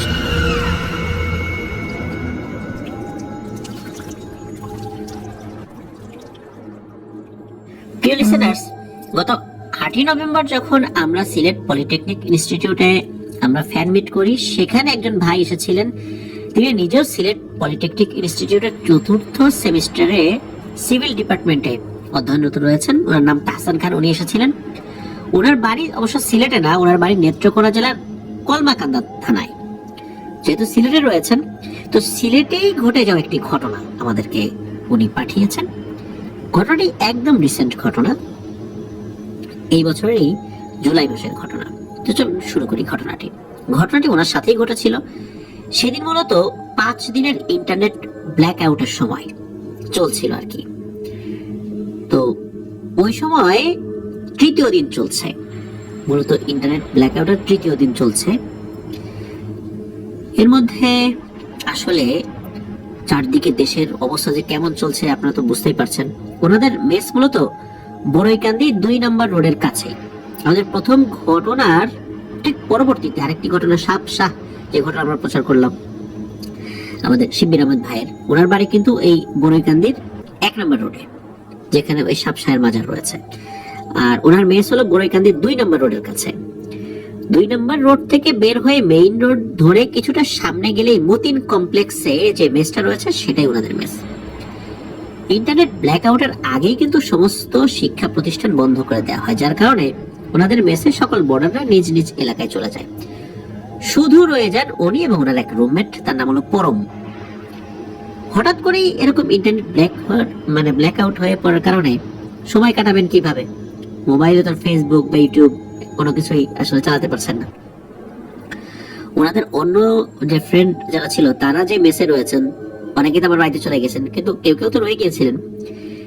সেই ফ্রেন্ডদের মেসে গিয়ে এই ক্যারাম বোর্ড খেলা একটা সিদ্ধান্ত নেন আর কি, ক্যারাম বোর্ড খেলবেন। তো ওই রাত্রে রাত প্রায় 12টা-1টা পর্যন্ত ক্যারাম বোর্ড খেলেন, আর একটু বেশি সময় খেলেন। ওনার যতদূর স্মরণে আসে প্রায় 2টো বেজে গিয়েছিল আর কি খেলতে খেলতে। ওই দিন কিন্তু সারা দেশব্যাপী কারফিউ জারি করা হয়েছিল। তো ওনারা তো খেলতে গিয়েছেন, আসলে কি করবেন, সময় তো কাটে না। তো খেলতে খেলতে এরকম রাত এতটা বেজে গেছে, বাইরে আবার ঝিরঝির বৃষ্টিও পড়ছে। তখন মেসে ফেরত যাওয়ার প্রস্তুতি নিয়েছেন, কিন্তু বিপত্তি বাধে একটা জায়গায়। ওই মেসে এক বড় ভাই ছিল, তিনি বলছেন যে আজকে তোমরা যেও না, এখানেই থাকো, বাইরে কারফিউ। যদি পুলিশ, র্যাব বা অন্য কেউ দেখতে পায় তাহলে কিন্তু ভয়ানক দুর্ঘটনা ঘটে যাবে, গুলি চালাতে পারে, সুতরাং তোমরা কেউ যেও না। এখন তাহসান ভাইয়ের একটা সমস্যা হলো, উনি অন্যের বিছানায় ঘুমাতে পারেন না, ঘুমই আসে না। নিজের বিছানায় ঘুমাতে হবে তার, অন্যের বিছানায় ঘুমলে ঘুম আসে না, মাথা ব্যথা করে সারাদিন। উনি চিন্তা করেন যাক আল্লাহ ভরসা, বের হয়ে যাই যা থাকে কপালে। তো উনি একটা ছাতা নিয়ে রওনা দিয়েছেন, ওনার সাথে অন্য কেউ ছিল না আর কি। তো উনি এই বড়ইকান্দির 1 নম্বর রোড দিয়ে মেসে যাওয়ার রাস্তাটা ধরেছেন। তো এই রোড দিয়ে মেসে যাওয়ার 3টা রাস্তা আছে, একটা মেইন রোড ধরে, একটা রেল লাইন ধরে, আর একটা হচ্ছে 2 নম্বর রোডের ভেতর দিয়ে। তো উনি চিন্তা করলেন মেইন রোড দিয়ে গেলে হয়তো বা পুলিশ, র্যাব বা আর্মি এদের চোখে পড়ে যেতে পারে, বিপদ হতে পারে। আবার রেল লাইনের রাস্তাটা বেশি একটা ভালো না, চোর ডাকাতের ভয় থাকে, যেহেতু চারদিকে নিরাপত্তা, চোর ডাকাত তো ধরতেই পারে। তাই 2 নম্বর রোডের ভেতর দিয়ে উনি যাওয়ার সিদ্ধান্ত নিয়েছেন। তো সিদ্ধান্ত মতো 2 নম্বর রোডের ভেতর দিয়ে যাওয়া শুরু করেছেন। তো 2 নম্বর রোডের একটু বিবরণ দেই। 2 নম্বর রোডটা একটু ওটাও কিন্তু গাছপালা এবং কয়েকটা ডুপ্লেক্স বাড়ি আছে চারদিকে, আর এমনিতেও মিডিয়াম সাইজের একটা বাড়ি আছে আশেপাশে। কিন্তু এত রাত্রে দিক দিয়ে গেলে তো ভয় লাগবে, আবার বৃষ্টি হচ্ছে। আবার ওই সময় এই 2 নম্বর রোডে বিদ্যুৎও নাই। 2 নম্বর রোড দিয়ে গেলে রেল লাইন পার হয়ে মেইন রোড ধরে একটু সামনে গেলে ওনাদের মতিন কমপ্লেক্সের মেস। তো সেই রোড ধরে হাঁটা শুরু করেছেন, মোবাইলের ফ্ল্যাশ লাইটটা জ্বালানো ছিল, আস্তে আস্তে হাঁটছেন। কিছুক্ষণ হাঁটার পর হঠাৎ পরিবেশটা কেমন একটা গোমট হয়ে গেল, মনে হলো ওনার পেছনে কেউ হাঁটছে। প্রথমে এটাকে ভুল ভাবলেও পরবর্তীতে বুঝতে পারেন যে আসলেই ওনার পেছনে কেউ আছেন। তো উনি একটু দাঁড়িয়েছেন পিছন দিকে, ওনার মোবাইলের ফ্ল্যাশ লাইটটা ধরেছেন, কাউকে দেখেন না, আবার মনের ভুল ভেবে এগিয়ে যাচ্ছিলেন। কিছুক্ষণ যাওয়ার পর আবার সে একই শব্দ, মনে হচ্ছে তার পেছনে কেউ হাঁটছে। এখন একটু ভয় পাচ্ছেন উনি, সাথে সাথে চারকোল পরে শরীরে ফু দিয়ে হাঁটা শুরু করেন। এবার পেছন দিকে তাকাননি, তবে এবার উনি পেছনে আর হাঁটার শব্দও পাচ্ছিলেন না। তবে ওনার কাছে মনে হচ্ছিল ওনার পাশে যে গাছগুলো রয়েছে, গাছের উপরে বানরের মতো কিছু একটা এক গাছ থেকে অন্য গাছে লাফিয়ে লাফিয়ে যাচ্ছে। তখন ওনার ভয়টা আরো তীব্র হয়ে যায়। উনি সাথে সাথে দিয়েছেন দৌড়। এক দৌড়ে রেল লাইনের সামনে এসে পৌঁছান। কিন্তু রেল লাইনের সামনে এসে দেখেন যে মেইন রোডে র্যাবের একটা গাড়ি দাঁড়ানো। ওই সময় কারফিউ। এখন যদি র্যাবের গাড়ির সামনে পড়ে যান তাহলে তো ভয়ানক বিপদ হতে পারে। উনি কি করেছেন, পাশে একটা ট্রেন্টি গাছের পেছনে লুকিয়েছেন। প্রায় 10 থেকে 15 মিনিট ওভাবে দাঁড়িয়েছিলেন। কিন্তু দাঁড়িয়ে থাকা অবস্থায় ওনার কাছে মনে হচ্ছিল কেউ যেন ওনার ঘাড়ে গরম নিঃশ্বাস ফেলছে ফস ফস করে। ওই সময়টা উনি এমন একটা ভয়ঙ্কর সিচুয়েশন ছিলেন যে সামনে র্যাবের গাড়ি দাঁড়ানো, আমার পেছনে এরকম একটা ঘটনা ঘটছে, কি করবেন, ভয়ে কান্না করে ফেলবেন, এমন একটা অবস্থা। আর দেশের পরিবেশ পরিস্থিতি কি ভয়ঙ্কর ওই সময়, লিসেনাররা তো বুঝতে পারছেন। এরই মধ্যে কি হয়, ওই র্যাবের গাড়িটা সামনের দিকে চলে যায়, মানে অন্য কোনো একটা দিকে চলে যায়। এখানে তো বা কিছু সময় টহল দিতে এসেছিল, অন্য জায়গায় চলে গিয়েছে। যখনই গাড়িটা চলে যায় উনি তখন মেইন রোডে ওঠার জন্য কয়েক পা বাড়িয়েছেন, তখন পেছন থেকে কে যেন ওনার পিঠে জোরে গিয়ে দিয়েছে একটা থাপ্পড়। আর এক থাপ্পড় খেয়ে উনি উল্টে গিয়ে পুকুর পাড়ে পড়ে গিয়েছেন। তো পুকুর থেকে কোনোভাবে উনি উঠে, ছাতা আসলে কোথায় গেছে, উনি তো দিয়েছেন এক দৌড়ে মেইন রোড দিয়ে ওনার রুমে গিয়ে রুমের দরজা লাগিয়ে দিয়েছেন। তো ওনার রুমটা ছিল অবশ্য রেল লাইনের পাশে। তখন হঠাৎ করে গম্ভীর স্বরে কেউ একজন বলে উঠল, আজকের মতো বেঁচে গেলি রে, আজকের মতো কিছু করলাম না, যদিও বা আবার করার সুযোগ ছিল, পরের বার যদি আবার বিরক্ত করিস না তখন কিন্তু আর বাঁচতে পারবি না। তো এটা শোনার পর উনি তো সারা রাত রুমের লাইট জ্বালিয়েছিলেন, রাত্রে ঘুমাতেও পারেন নাই। সকালবেলা ওনার মেসের যিনি কেয়ারটেকার তার সাথে আলোচনা করেছেন। তো কেয়ারটেকার কিন্তু ওই মেসে প্রায় 15 বছর যাবত দায়িত্ব পালন করছেন। উনি বলেন যে এই দিকটাতে একটা মাজার রয়েছে, ওখানে কিছু ভালো জিন থাকে, কারো ক্ষতি করে না, তবে কেউ বিরক্ত করলে তাদেরকেও বিরক্ত করে। তবে বড় ধরনের কোনো ক্ষতি কারো করেছে এটা শোনা যায় না। হয়তো বা তুমি ওদিক দিয়ে আসছিলা, ওদের কোনো অসুবিধা হচ্ছিল, এই জন্যই তোমাকে ভয় দেখিয়েছে। তো এটি ছিল ঘটনা। তো ধন্যবাদ জানাচ্ছি তাহসান ভাইকে, ওনার সাথে ঘটে যাওয়া একটি সত্য ভয়ের ঘটনা আমাদেরকে পাঠিয়েছেন। আপনি এসেছিলেন, আমার মনে পড়ে যে আপনার বাড়ি নেত্রকোনার কলমাকান্দা বলেছিলেন, তখন বলেছিলেন যে আপনি সিলেট পলিটেকনিকেই পড়েন। প্রিয় লিসেনার্স, আমার কিন্তু ঠান্ডা ভালো হয়নি, যার ফলশ্রুতিতে আমার গলাটা কিন্তু স্বাভাবিক না, নিশ্চয়ই বুঝতে পারছেন। অনেকে চিন্তা করবেন এটা আফনান ভাইয়ের কণ্ঠ কিনা। হ্যাঁ, এটা আমারই কণ্ঠ, তবে ঠান্ডাটা ভালো হয়নি। দোয়া করবেন যেন দ্রুত সুস্থ হয়ে উঠতে পারি। চলুন আমরা চলে যাব আমাদের এবারের সিলেট স্পেশাল এপিসোডের শেষ ঘটনায়।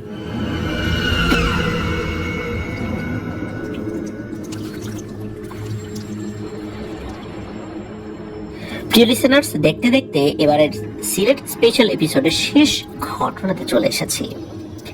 এখন যে ঘটনাটি আপনাদের সাথে শেয়ার করব, ঘটনাটি খুবই স্পর্শকাতর একটি ঘটনা। আর এতটাই স্পর্শকাতর যে এই ঘটনাটি সংশ্লিষ্ট বেশ কিছু স্থান আমরা গোপন করতে বাধ্য হচ্ছি। ঘটনাটি আমাদেরকে যিনি পাঠিয়েছেন তার নামটাও গোপন করতে বাধ্য হচ্ছি। তার বাড়ি সিলেট জেলার ওসমানীনগর থানার গোয়ালা বাজার এলাকায়। উনি একজন পুলিশ কনস্টেবল, তবে বর্তমানে উনি র্যাপিড অ্যাকশন ব্যাটালিয়ন র্যাব 2-এ কর্মরত রয়েছেন। তো বুঝতে পারছেন, যেহেতু আমরা বলেছি ঘটনাটি স্পর্শকাতর, তাই আইনের সাথে ব্যাপারটার একটা সম্পর্ক রয়েছে। চলুন ঘটনাতে চলে যাই। এই ঘটনাটি যখন ওনার সাথে ঘটে, উনি ওনার কিছু ব্যাচমেটকে বলেছিলেন যে তারা বিশ্বাস করতে নারাজ। আর পুলিশ বাহিনীতে এসব বিশ্বাস করা লোক পাওয়া খুবই দুর্লভ। তারপরও ওনার 2-3 জন ব্যাচমেট তারা এই বিষয়ে কিছুটা উপলব্ধি করতে পারে। ওই 2-3 জন ব্যাচমেট বিশ্বাস করে যে আসলে তার সাথে এরকম একটা ঘটনা ঘটেছিল। ঘটনাটি যখন ঘটে তখন উনি পুলিশ বাহিনীতে কর্মরত ছিলেন। তো ঘটনাটি ঘটে 2023 সালের একটি সময়। 2023 সালের 8ই জুন ওনার বদলি হয় সিলেট বিভাগের হবিগঞ্জ জেলার একটি পুলিশ তদন্ত কেন্দ্রে। তদন্ত কেন্দ্রের নাম বললে সিলেট রুটে যারা আসা যাওয়া করেন, হবিগঞ্জ দিয়েই তো যেতে হয়, তারা প্রত্যেকেই ওই জায়গাটা চিনতে পারবেন এবং ওই তদন্ত কেন্দ্র কোনটা সেটাও বুঝতে পারবেন। এই জন্য আমি সেটা বলছিলাম। আর ঘটনাটা যেদিন শুরু হয় তারিখটা ছিল 2023 সালের 19শে নভেম্বর। ওই দিন ওনাদের পুলিশ তদন্ত কেন্দ্রের সামনে একটা ওরস মাহফিল চলছিল এবং সেই উপলক্ষে একটা বড় মেলার আয়োজনও করা হয়।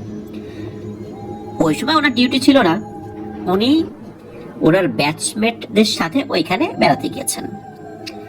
হঠাৎ করে ওনার তদন্ত কেন্দ্রের মুন্সি কারা? মুন্সি হচ্ছে বিভিন্ন তদন্ত কেন্দ্র বা থানাতে লিখে দেওয়ার জন্য, কেস লেখা বা কিছু আবেদন লেখা, এই কাজ করার জন্য মুন্সি থাকে। কখনো কখনো পুলিশের মধ্যে থেকেও কেউ এই কাজ করেন বা বাইরে থেকেও কোনো লোক এই কাজের দায়িত্বে থাকেন আর কি। তো যাই হোক, ওই তদন্ত কেন্দ্রের মুন্সি ওনাকে কল করেছেন এবং তাকে বলেন যে তাড়াতাড়ি তদন্ত কেন্দ্রে আসার জন্য একটা জরুরি ডিউটিতে যেতে হবে। তখন বাজে বিকাল 5টার মতো। তো উনি যত তাড়াতাড়ি তদন্ত কেন্দ্রে এসে হাজির হয়েছেন, তখন তাকে জানানো হয় যে একটি লাশ পাওয়া গিয়েছে, সেই লাশটার পোস্টমর্টেম বা ময়না তদন্ত যেটা, এটাতে যেতে হবে।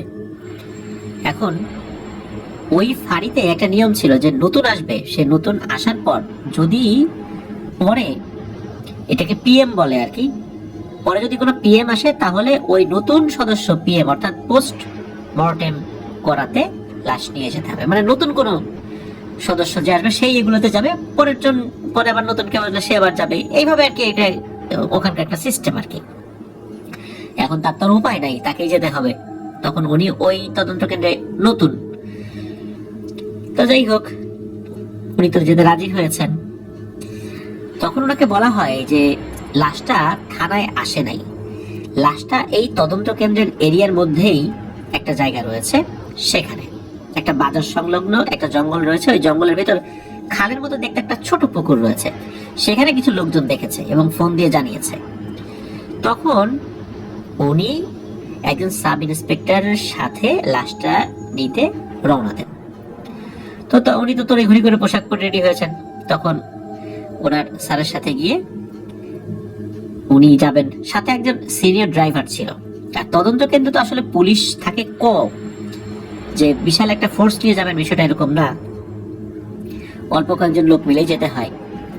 আর একজন সাব ইন্সপেক্টর পদমর্যাদার অফিসারকে যেতে হয়, কারণ তাকে সুরতহাল রিপোর্ট করতে হয়। সুরতহাল রিপোর্ট হচ্ছে যখন একটা ডেড বডি পাওয়া যায়, ওইটার কি অবস্থায় তারা পেয়েছে, আশেপাশের পরিবেশ পরিস্থিতি কেমন ছিল, তার শরীরে কোনো দাগ আছে কিনা, বা উনি যেটা পর্যবেক্ষণ করেছেন।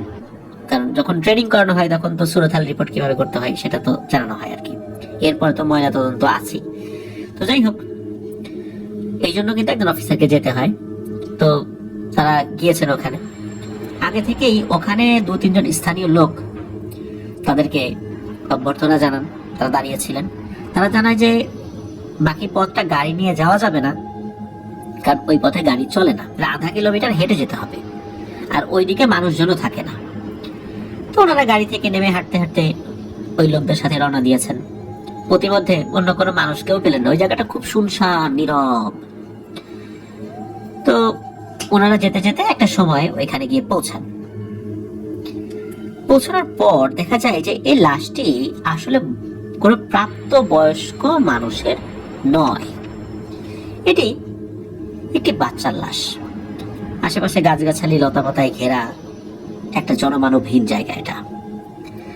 আর রাস্তা বলতে ওইটা ছিল একটা ছোট একটা জমির আইলের মতো, দুদিকে শুধু গাছ আর লতাপাতা। ওই জায়গায় যাওয়ার মতো আসলে এরকম হেঁটে যাওয়ার মতো রাস্তাও নাই। তো 20 মিনিট হাঁটার পর যখন ওইখানে পৌঁছেন, তো ওনারা তো এটা দেখেছেন। আর একটা গর্তের মতো খাল বলা যেতে পারে, পানি খুবই অল্প। আর ওখানে কিন্তু কেউ ডুবে মারা যাবে না। আর এই বাচ্চাটা পানিতে ডুবেও মারা যায়নি, বাচ্চার অর্ধেকটা পানিতে অর্ধেকটা উপরে, এমন অবস্থায় পড়ে আছে। এটা দেখার পর ওনার বুকের মধ্যে একটা মোচড় দিয়ে ওঠে। এত ছোট্ট একটা বাচ্চার লাশ এখানে কে ফেলে দিয়ে গেল? মনের ভিতর তখন অনেকগুলো প্রশ্ন উকি দিল। যেহেতু এখন পর্যন্ত বাচ্চার কোনো মা বাবা আত্মীয় স্বজন যোগাযোগ করেনি, কেউ খোঁজ করতে থানাতে বা তদন্ত কেন্দ্রেও আসেনি, তাই আপাতত নিয়ম অনুযায়ী লাশটাকে বেওয়ারিশ হিসেবে ধরে নিলেন ওনারা। আর উনি এটাও ভাবছিলেন যে আসলে একটা মানুষ কিভাবে কাজটা করতে পারে। কেউ না কেউ তো এই কাজটা করেছে।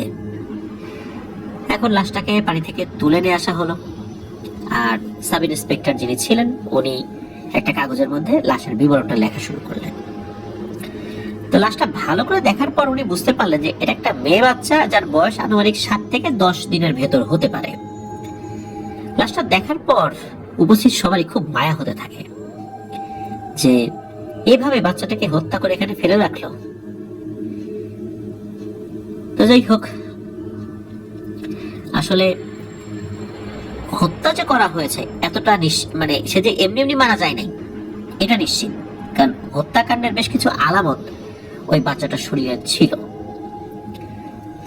সর্বোচ্চ 10 দিনের একটা বাচ্চা যে হাঁটতে পারে না, কথা বলতে পারে না, কারোর সাথে ঝগড়া বিবাদ থাকারও কথা নয়, কিন্তু তার এরকম নির্মম মৃত্যু কেন হলো এটা তো তদন্ত সাপেক্ষ বিষয়। তো যাই হোক, লাশটাকে নেয়ার জন্য তার একটা পলিথিন ইউজ করলেন, একটা পলিথিনের ব্যাগে ঢুকিয়েছেন। লাশটা ছোট ছিল, মানে বাচ্চাটা তো একদম ছোট আর কি। এরপর ওনারা হাঁটতে থাকেন, মিনিট 20 হাঁটার পর আবার ওনারা ওনাদের গাড়ির কাছে চলে আসেন। বাচ্চাটাকে গাড়িতে রেখেছেন এবং তদন্ত কেন্দ্রের উদ্দেশ্যে ওনারা রওনা হয়েছেন। তদন্ত কেন্দ্রে আসতে মোটামুটি রাত 8টার মতো বেজে যায়। তদন্ত কেন্দ্রে আসার পর তদন্ত কেন্দ্রের যিনি আইসি স্যার ওনাকে জানান যে সকাল 10টায় লাশ নিয়ে হবিগঞ্জ সরকারি মেডিকেল কলেজে যেতে হবে পোস্টমর্টেমের জন্য, মানে ময়না তদন্তের জন্য। আপাতত লাশটা রেখে দিতে হবে এখানে, গাড়ির ভিতরেই রেখে দিতে হবে, এটা বললেন আর কি। তো যাই হোক, সেই মোতাবেক কাজটা করা হয় এবং লাশটাকে একটু দেখাশোনা করার জন্য একজন ব্যাটসম্যানকে দায়িত্ব দেওয়া হয়, মানে আমাদেরকে যিনি ঘটনা পাঠিয়েছেন তারই একজন ব্যাটসম্যানকে দায়িত্ব দেওয়া হয়। উনি খাওয়া দাওয়া করে আবার ওই মেলা দেখতে চলে গিয়েছেন, মনটা তার খারাপ। তারপরে মেলা দেখতে গিয়েছেন, এভাবে মেলা দেখে দেখে রাত 1টার দিকে উনি আবার তদন্ত কেন্দ্রে ফেরত এসেছেন। যখন এসেছেন তখন লাশ পাহারায় থাকা ওনার ব্যাটসম্যান ওনাকে বলে একটা অস্বাভাবিক ব্যাপার, সেটা হলো পলিথিনের ভেতরে কি যেন নড়াচড়া করছে। তো সে সাহস করে নাই কি এটা দেখার জন্য। তখন এই ভাই আবার কি করেছেন, উনি আবার ওই পলিথিনটা চেক করেছেন, ওর ভিতরে কোনো ইঁদুর টিঁদুর ঢুকলো কিনা, ব্যাং ট্যাং ঢুকলো কিনা। পলিথিনটা খুলে দেখা যায় না, সবকিছু ঠিকঠাক আছে, লাশটা একদম স্বাভাবিক অবস্থায় আছে। এটা নিয়ে আবার তাকে বেশ কিছু কথাও শোনান রসিকতা করে, যে কি থেকে কি দেখলা। সকালবেলা লাশটা নিয়ে হবিগঞ্জের উদ্দেশ্যে রওনা দেন। যেহেতু অনেকটা পথে যেতে হবে, সারাদিন লাগবে, এই জন্য উনি কি করেছেন, ওনার এক ফ্রেন্ডকে সাথে নিয়েছেন, সে ওই এলাকারই। তো মেডিকেলে যাওয়ার পর লাশটা মর্গে ঢুকান, ডোম আবার কিছু টাকা পয়সাও চেয়ে বসে। আর বাচ্চার লাশটা তো বেওয়ারিশ লাশ, বাচ্চাটাকে দেখে তার খুব মায়া হয়। এখন টাকা দেওয়ার মতো তো কেউ নাই, বাধ্য হয়ে উনি নিজে থেকেই সব খরচ বহন করেন আর কি। দুপুর 1:30টার দিকে ওই ডোম ওনাকে বলেন যে ডাক্তার এসেছেন, তার উপস্থিতিতে লাশটা কাটা হবে। তো যাই হোক, অল্প সময়ের মধ্যে মোটামুটি 1 ঘন্টার মধ্যে লাশটা ওনাকে বুঝিয়ে দেন, অন্য ফর্মালিটি শেষ করা হয়। লাশ পাওয়ার পর উনি ওনার তদন্ত কেন্দ্রের যিনি আইসি স্যারের সাথে ফোনে কথা বলেন এবং তিনি বলেন যে যেহেতু বেওয়ারিশ লাশ, তুমি শুরু থেকেই ছিলা, আর লাশটার প্রতি তোমার একটা মায়া জন্মে গেছে, তা তুমি নিজে থেকেই লাশটা গোসল দিয়ে দাফন কাফন সম্পন্ন করে তারপর তদন্ত কেন্দ্রে আসো। তখন আঞ্জুমানে মফিদুল ইসলামের সাথে, এই আঞ্জুমানে মফিদুল ইসলামকে আপনারা অনেকেই চেনেন, যারা বেওয়ারিশ লাশ দাফন করছেন, এরকম কাজের সাথে জড়িত আছেন তারা। তো এই সংস্থার সাথে কথা বলা হয়। তো তাদের সাথে যোগাযোগ করার পর তারাও আসেন। আসরের নামাজের পর লাশ নিয়ে হবিগঞ্জ কবরস্থান রোডে সকলে সমবেত হন। বিকাল 4টার দিকে ওখানে আসরের নামাজ শেষ করে জানাজা করে ওখানে অবশ্য গোসল করানো হয়েছে আর কি, ওখানে গোসলের জায়গা ছিল, তারপরে দাফন করা হয়। বাচ্চাটা এতটা মায়াবী ছিল যে আসলে না দেখলে বিশ্বাসই করা যাবে না, খুবই মায়াবী চেহারা ছিল। আমি কেন বলছি, কারণ এই ভাই উনি কোথা থেকে এই ডেড বডিটা উদ্ধার করেছেন, কিভাবে কি কাজ করেছেন, একদম দাফন পর্যন্ত বিভিন্ন ছবি আমাদেরকে পাঠিয়েছেন। সঙ্গত কারণে সেই ছবিগুলো আমরা প্রকাশ করছি না। তো যাই হোক, 6 থেকে 7 জন মিলে জানাজার নামাজ আদায় করেছেন, দাফন করা হয়। এরপর উনি ওনার তদন্ত কেন্দ্রের উদ্দেশ্যে রওনা দিয়েছেন। তদন্ত কেন্দ্রে আসার পর ওই দিন রাত্রে ওনার স্ত্রীকে সবকিছু বলেন যে কিভাবে ঘটনাটা ঘটেছে, কি করেছেন উনি। তো ওনার নিজের তো একটা মেয়ে বাচ্চা আছে, যে বাচ্চার মায়াটা কেমন হয় সেটা তো বুঝতে পারেন উনি। এরপর 2 থেকে 3 দিন সবসময় ওই বাচ্চাটার কথা ওনার মনে হতো। আর নিয়ম অনুযায়ী ওনারা কিন্তু খোঁজ করছেন যে এই ঘটনাটা কেন ঘটলো, এর পেছনে কারা জড়িত আছে, কেন মারা গেল, কে হত্যা করলো, কিন্তু কোনো তথ্য পাওয়া যাচ্ছিল না। 5 দিনের দিন উনি রাতের বেলা ঘুমের মধ্যে একটা স্বপ্ন দেখেন। স্বপ্নে ওই বাচ্চাটার মতো দেখতে একটা বাচ্চা, খুব সুন্দর পোশাক পরা, তার কাছে আসে। এসে বলে, আঙ্কেল আমাকে কি ভুলে গেছেন, আমার কথা আপনার মনে হয় না? তো এটা দেখার পর তো ওনার ঘুম ভেঙে গেছে। উনি চিন্তা করছেন যে বাচ্চার কথা শুনে মনে হয়, তো এই জন্য হয়তো স্বপ্নটা দেখেছেন। ওই আবার ঘুমিয়ে পড়েছেন। তো ওই রাত্রে কোনো স্বপ্ন দেখেন নাই। পরের দিন থেকে আরো টানা 3 দিন উনি একই স্বপ্ন দেখেছেন, যে ওই বাচ্চাটা এসে বলছে যে আঙ্কেল আমার কথা ভুলে গেছেন, আমার কথা মনে পড়ে না। তো বিষয়টা উনি স্বাভাবিকভাবে নিয়েছেন।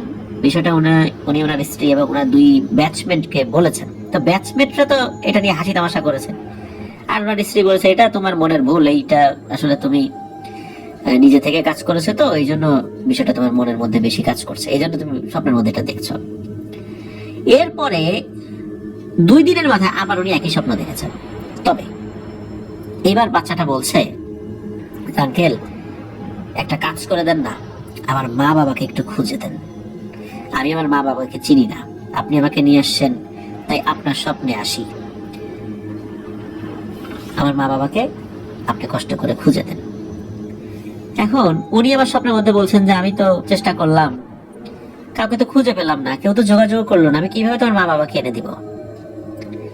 তখন ওই বাচ্চাটা বলে ওঠে, আমাকে যারা এই সুন্দর ভুবনে বেঁচে থাকতে দিল না, তাহলে তাকে এনে দেন।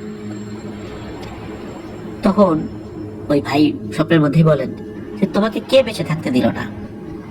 তখন ওই বাচ্চাটা বলে, আমি তো মৃত অবস্থায় জন্মগ্রহণ করিনি, জীবিত অবস্থায় জন্মগ্রহণ করেছি, আমাকে হত্যা করা হয়েছে, কে মেরেছে আপনি খুঁজে বের করেন। এই কথা শোনার সাথে ওনার ঘুম ভেঙে যায়। সেই রাত্রে ওনার ঘুম হয় নাই, খুব ভয় পেয়ে যান আসলে ওনার সাথে হচ্ছেটা কি। এরপরে উনি 3 দিন ছুটি নিয়ে চলে যান বাড়িতে। বাড়িতে গিয়ে ওনার স্ত্রীকে সব কথা খুলে বলেন। তো ওনার স্ত্রী তো বিশ্বাস করতে চান না যে 2023 সালে এসে কি এমন ঘটনা হয় নাকি, সব তোমার মনের ভুল। তো যাই হোক, এরপরেও ওনার স্ত্রীর খালার হাজবেন্ড একজন কবিরাজের সন্ধান ওনাকে দেন। তো তার সাথে সব কথা শেয়ার করা হয়। তো কবিরাজ বলেন, ওই বাচ্চাটার সাথে কোনো ভালো জিন ছিল, হয়তো তাকে মেরে ফেলার পর ওই ভালো জিনটাই মূলত তোমার স্বপ্নে দেখা দিচ্ছে। তবে এই জিন তোমার কোনো ক্ষতি করবে না, যতটুকু ঝাড়ফুঁকরার দরকার উনি করে দিয়েছিলেন। তো ওনার 3 দিনের ছুটি শেষ হয়, উনি আবার ওনার কর্মস্থলে এসে হাজির হন। এখানে 3-4 দিন ভালোই যায়। 4 দিনের মাথায় উনি আবার স্বপ্ন দেখেন। এবার ওনাকে স্বপ্নের মধ্যে বাচ্চাটা বলে, আঙ্কেল আমি কি আপনার কোনো ক্ষতি করেছি? আপনি তো আমার অনেক উপকার করেছেন, আমাকে কবরস্থ করেছেন, গোসল করিয়েছেন, জানাজা পড়িয়েছেন, আমি তো আপনার উপকার করব, ক্ষতি করব না।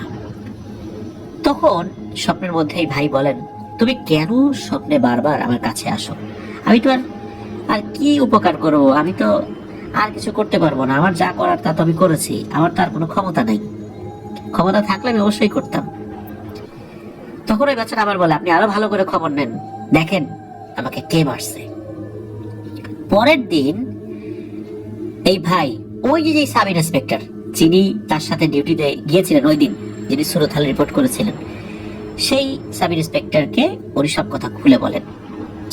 এখন সেই সাব ইন্সপেক্টরও বলেন যে আমিও তো অনেক চেষ্টা করলাম, এই বিষয়ের তো কোনো তথ্য, কোনো ক্লুই পাইলাম না, এখন কাকে কি ধরবো, কি বলবো? আমি তো নিজে থেকেও খোঁজ খবর নিয়েছি, বাচ্চাটাকে দেখে আমারও খারাপ লাগছিল, কিন্তু এটা নিয়ে তো আর বেশি দূর আগানো সম্ভব হচ্ছে না। তো সাব ইন্সপেক্টর বলেন যে ওই দিন যে বড় একটা ওরস হয়েছিল, আশেপাশে অনেক মেলা হয়েছিল, ওই সময় অনেক লোকজন এসেছিল, তো ওই বিশাল জমায়েতের সুযোগে ওখানে হয়তো বা কোনো লোক এসেছে, সে ওইখানে ওই লাশটা নিয়ে এসে সুযোগ বুঝে ওই ভিতরে গিয়ে ফেলে দিয়েছে। এমনিতে লোকজন নাই এমন জায়গাতে হাঁটাহাঁটি করলে তো লোকজন সন্দেহ করতে পারে, কেউ যদি জিজ্ঞেস করে বলবে যে আমি তো ওরসে আসছি, এই জন্য লোকজন কেউ কিছু বলবে না, এই জন্য হয়তোবা এই সুযোগটাকে কাজে লাগিয়েছিল। আর এই এরিয়ার লোক হলে, কোনো বাচ্চা নিখোঁজ হলে তো খবর তো আমরা পাইতাম নিশ্চয়ই আমাদের এরিয়ার বাইরে দূরবর্তী কোনো স্থানের। আর দূরবর্তী স্থানেও ওখানকার থানায় যে বিষয়টা নিয়ে রিপোর্ট হয়েছে তাও তো না। সুতরাং এই বিষয়টা নিয়ে তো আগানো খুব কঠিন ব্যাপার, এটা ওই সাব ইন্সপেক্টর ওই ভাইকে বলেন আর কি। তো যাই হোক, ওনারা ওনাদের জায়গা থেকে এরপরেও খোঁজ খবর নেওয়ার চেষ্টা করেছে, কিন্তু খবর পান নাই, কোনো মিসিং রিপোর্টও হয় নাই যে বাচ্চা হারিয়ে গেছে, কেউ নিয়ে গেছে, এটা সেটা এরকম কোনো মিসিং রিপোর্টও হয়নি। সুতরাং এটা নিয়ে তো আসলে আগ বাড়ানো খুব টাফ একটা ব্যাপার, যেহেতু কোনো ক্লু পাওয়া যাচ্ছে না। তো যাই হোক, এই ঘটনার আরো কয়েকদিন পর ওই বাচ্চাটা আবার ওনার স্বপ্নে আসে। সেদিন বাচ্চাটা খুব কান্না করছিল আর বলছিল, কি আঙ্কেল পাইলেন না তো? আচ্ছা আমি বলতেছি, আমাকে মারছে আমার নানা, জন্মের পর পরই আমাকে আসলে মারে, আর সুযোগ বুঝে এখানে ফেলে রেখে যায়। আমি ওনাদেরকে পুলিশে দিতে চাই না, তাই আপনাদেরকে বলবো না যে ওনারা কারা, ওনাদের বাসা কোথায়। আপনারা যেহেতু নিজেরা পাইলেন না, তাহলে বাদ দেন। আর আপনি মাঝে মাঝে আমার কবর দেখতে যাবেন, আল্লাহ আপনার মঙ্গল করবেন। আমি আর আপনার স্বপ্নে আসবো না, আর আপনাকে কোনো কবিরাজের কাছেও যেতে হবে না। এই সমস্যা আপনারা থাকবে না, যে স্বপ্নে আসছি আপনি ভয় পাচ্ছেন, এই সমস্যা থাকবে না। আর আপনি উপকার করেছেন, এর ফল ইনশাল্লাহ পাবেন। তো এই কথা বলার পর ঘুম ভেঙে যায় ওই ভাইয়ের আর কি। তো যাই হোক, এরপরে চলে যায় 1 মাস। বিভিন্ন সময় বাচ্চাটার কথা মনে আসতো আর কি। উনি 2024 সালের এপ্রিলের 15 তারিখ ঢাকা থেকে ওনার স্ত্রী এবং মেয়েকে নিয়ে ছুটি কাটাতে সিলেটে রওনা হয়েছে, কারণ উনি ওনার পরিবার সহ ঢাকাতে শিফট হয়েছিলেন আর কি। তো একটি গাড়ি রিজার্ভ করে ভৈরব যেটা জায়গাটা ওইটা পার হচ্ছিলেন। তবে যাওয়ার আগেই কিন্তু এখানে যে এলিভেটেড এক্সপ্রেস, ওখানে ওঠার সময় একটা বাইকের সাথে ধাক্কা লাগে। বড় ধরনের কোনো দুর্ঘটনা হয়নি আল্লাহর রহমতে। এলিভেটেড এক্সপ্রেসওয়েতে উঠবেন এমন একটা সময় আর কি, এমনিতে তো বাইক এলিভেটেড এক্সপ্রেসওয়েতে ওঠে না। এরপর যখন ভৈরব ব্রিজের কাছে গিয়েছেন, তখন অটো রিক্সার সাথে গাড়িটা অ্যাক্সিডেন্ট হয়, গাড়ির চাকা খুলে যায়। বড় ধরনের দুর্ঘটনা হতে পারতো, কিন্তু আল্লাহর রহমতে কোনো ধরনের কোনো দুর্ঘটনা ওইভাবে হয়নি। এমনি জাস্ট গাড়ির চাকা খুলে গেছে, অটো রিক্সা সামান্য একটু আঘাত লেগেছে, ড্রাইভারের হাতে এবং মাথায় সামান্য একটু চোট পেয়েছে, এতটুকুই। ওই দিন রাতের বেলা ওনার স্বপ্নে আবার ওই বাচ্চা মেয়েটা আসে, এসে বলে, আঙ্কেল দেখলেন, উপকারের ফল কিন্তু পেয়ে গেছেন, আল্লাহর ইচ্ছায় বড় দুর্ঘটনা থেকে কিন্তু বেঁচে গেছেন, আল্লাহ আপনার ভালো করুক। এরপর আপনার স্বপ্নে আমি আর আসবো না, বাস্তবেও আসবো না। এই যে এপ্রিলের 15 তারিখের পর থেকে এখন পর্যন্ত ওই ভাই স্বপ্নে ওই বাচ্চাটিকে আর দেখেন নাই। 2024 সালে এসে এই ধরনের ঘটনা এখনো ঘটতে পারে, এটা আসলে ওনার কাছে বিশ্বাস করতেও কষ্ট হয়েছিল। আমি ওনার সাথে ফোনে কথা বলেছি। বর্তমানে মোহাম্মদপুরে বসিলা রোডে এই যে র্যাপিড অ্যাকশন ব্যাটালিয়ন 2 এর যে কার্যালয় আছে, উনি সেখানে কর্মরত রয়েছেন। তো ওনার নাম বলছি না, কোন তদন্ত কেন্দ্রে উনি ছিলেন সেটা বলছি না, বুঝতেই পারছেন ঘটনা কতটা স্পর্শকাতর। যেহেতু আইন শৃঙ্খলা রক্ষাকারী বাহিনীর সাথে সংশ্লিষ্ট ব্যাপারটা, তাই অনেক কিছুই আমাদেরকে অ্যাভয়েড করে যেতে হলো। প্রিয় লিসেনার্স, আসলে এভাবে অনেকেই কি নৃশংসভাবে শিশুদেরকে হত্যা করছেন। মানুষ কতটা নৃশংস হলে এই শিশুরাও বাদ যাচ্ছে না। আল্লাহ আমাদেরকে হেফাজত করুন। যেখানে ছোট শিশু তারা যদি মারা যায়, যারা পরকালে মা বাবার মুক্তির কারণ হবে, সেই শিশুকে হত্যা করলো তারই আপন নানা। যেহেতু বিষয়টা ওই বাচ্চাটা স্বপ্নে এসে বলেছিল, আর এটার আর কোনো ক্লু পাওয়া যায় না কোথায়, কিভাবে, নাম কি, এই জন্য ব্যাপারটা এক রহস্য হয়েই রয়ে গেল। হয়তো এই রহস্যের জট আর কোনোদিনই খুলবে না, বা খুলতে পারে অনেক পরে। প্রিয় লিসেনার্স, আজকের এপিসোড এ পর্যন্তই ছিল। জানি না আমাদের এবারের এপিসোডের ঘটনাগুলো আপনাদের কাছে কেমন লেগেছে। সিলেট স্পেশাল এপিসোডে যেই ঘটনাগুলো শেয়ার করলাম, যারা ঘটনা পাঠিয়েছেন তাদের সকলকে অন্তঃস্থল থেকে ধন্যবাদ জানাচ্ছি। আর যারা এখনো ঘটনা পাঠাচ্ছেন, তাদের ঘটনাগুলো সিলেক্টেড হলে আমরা অন্য কোনো একটা এপিসোডের সাথে যুক্ত করে সেই ঘটনাগুলো ইনশাল্লাহ আমরা আবার প্রচার করব। হয়তোবা সিলেট স্পেশাল এপিসোডে প্রচার করলাম না, কিন্তু অন্যান্য এপিসোডে যে প্রচার হবে না তা কিন্তু নয়। সিলেক্টেড হলে অবশ্যই সেটাও প্রচারিত হবে। প্রিয় লিসেনার্স, বিদায় নিচ্ছি। আমার জন্য দোয়া করবেন, আমার পরিবারের জন্য দোয়া করবেন, আপনাদের জন্য দোয়া রইল, আপনাদের পরিবারের প্রত্যেকের জন্য দোয়া রইল। মহান আল্লাহ সুবহানাহু ওয়া তাআলা আমাদেরকে ভালো রাখুন, সুস্থ রাখুন, নিরাপদে রাখুন, আপনার দাহর ওয়ার্ল্ডের সাথে রাখুন। আসসালামু আলাইকুম।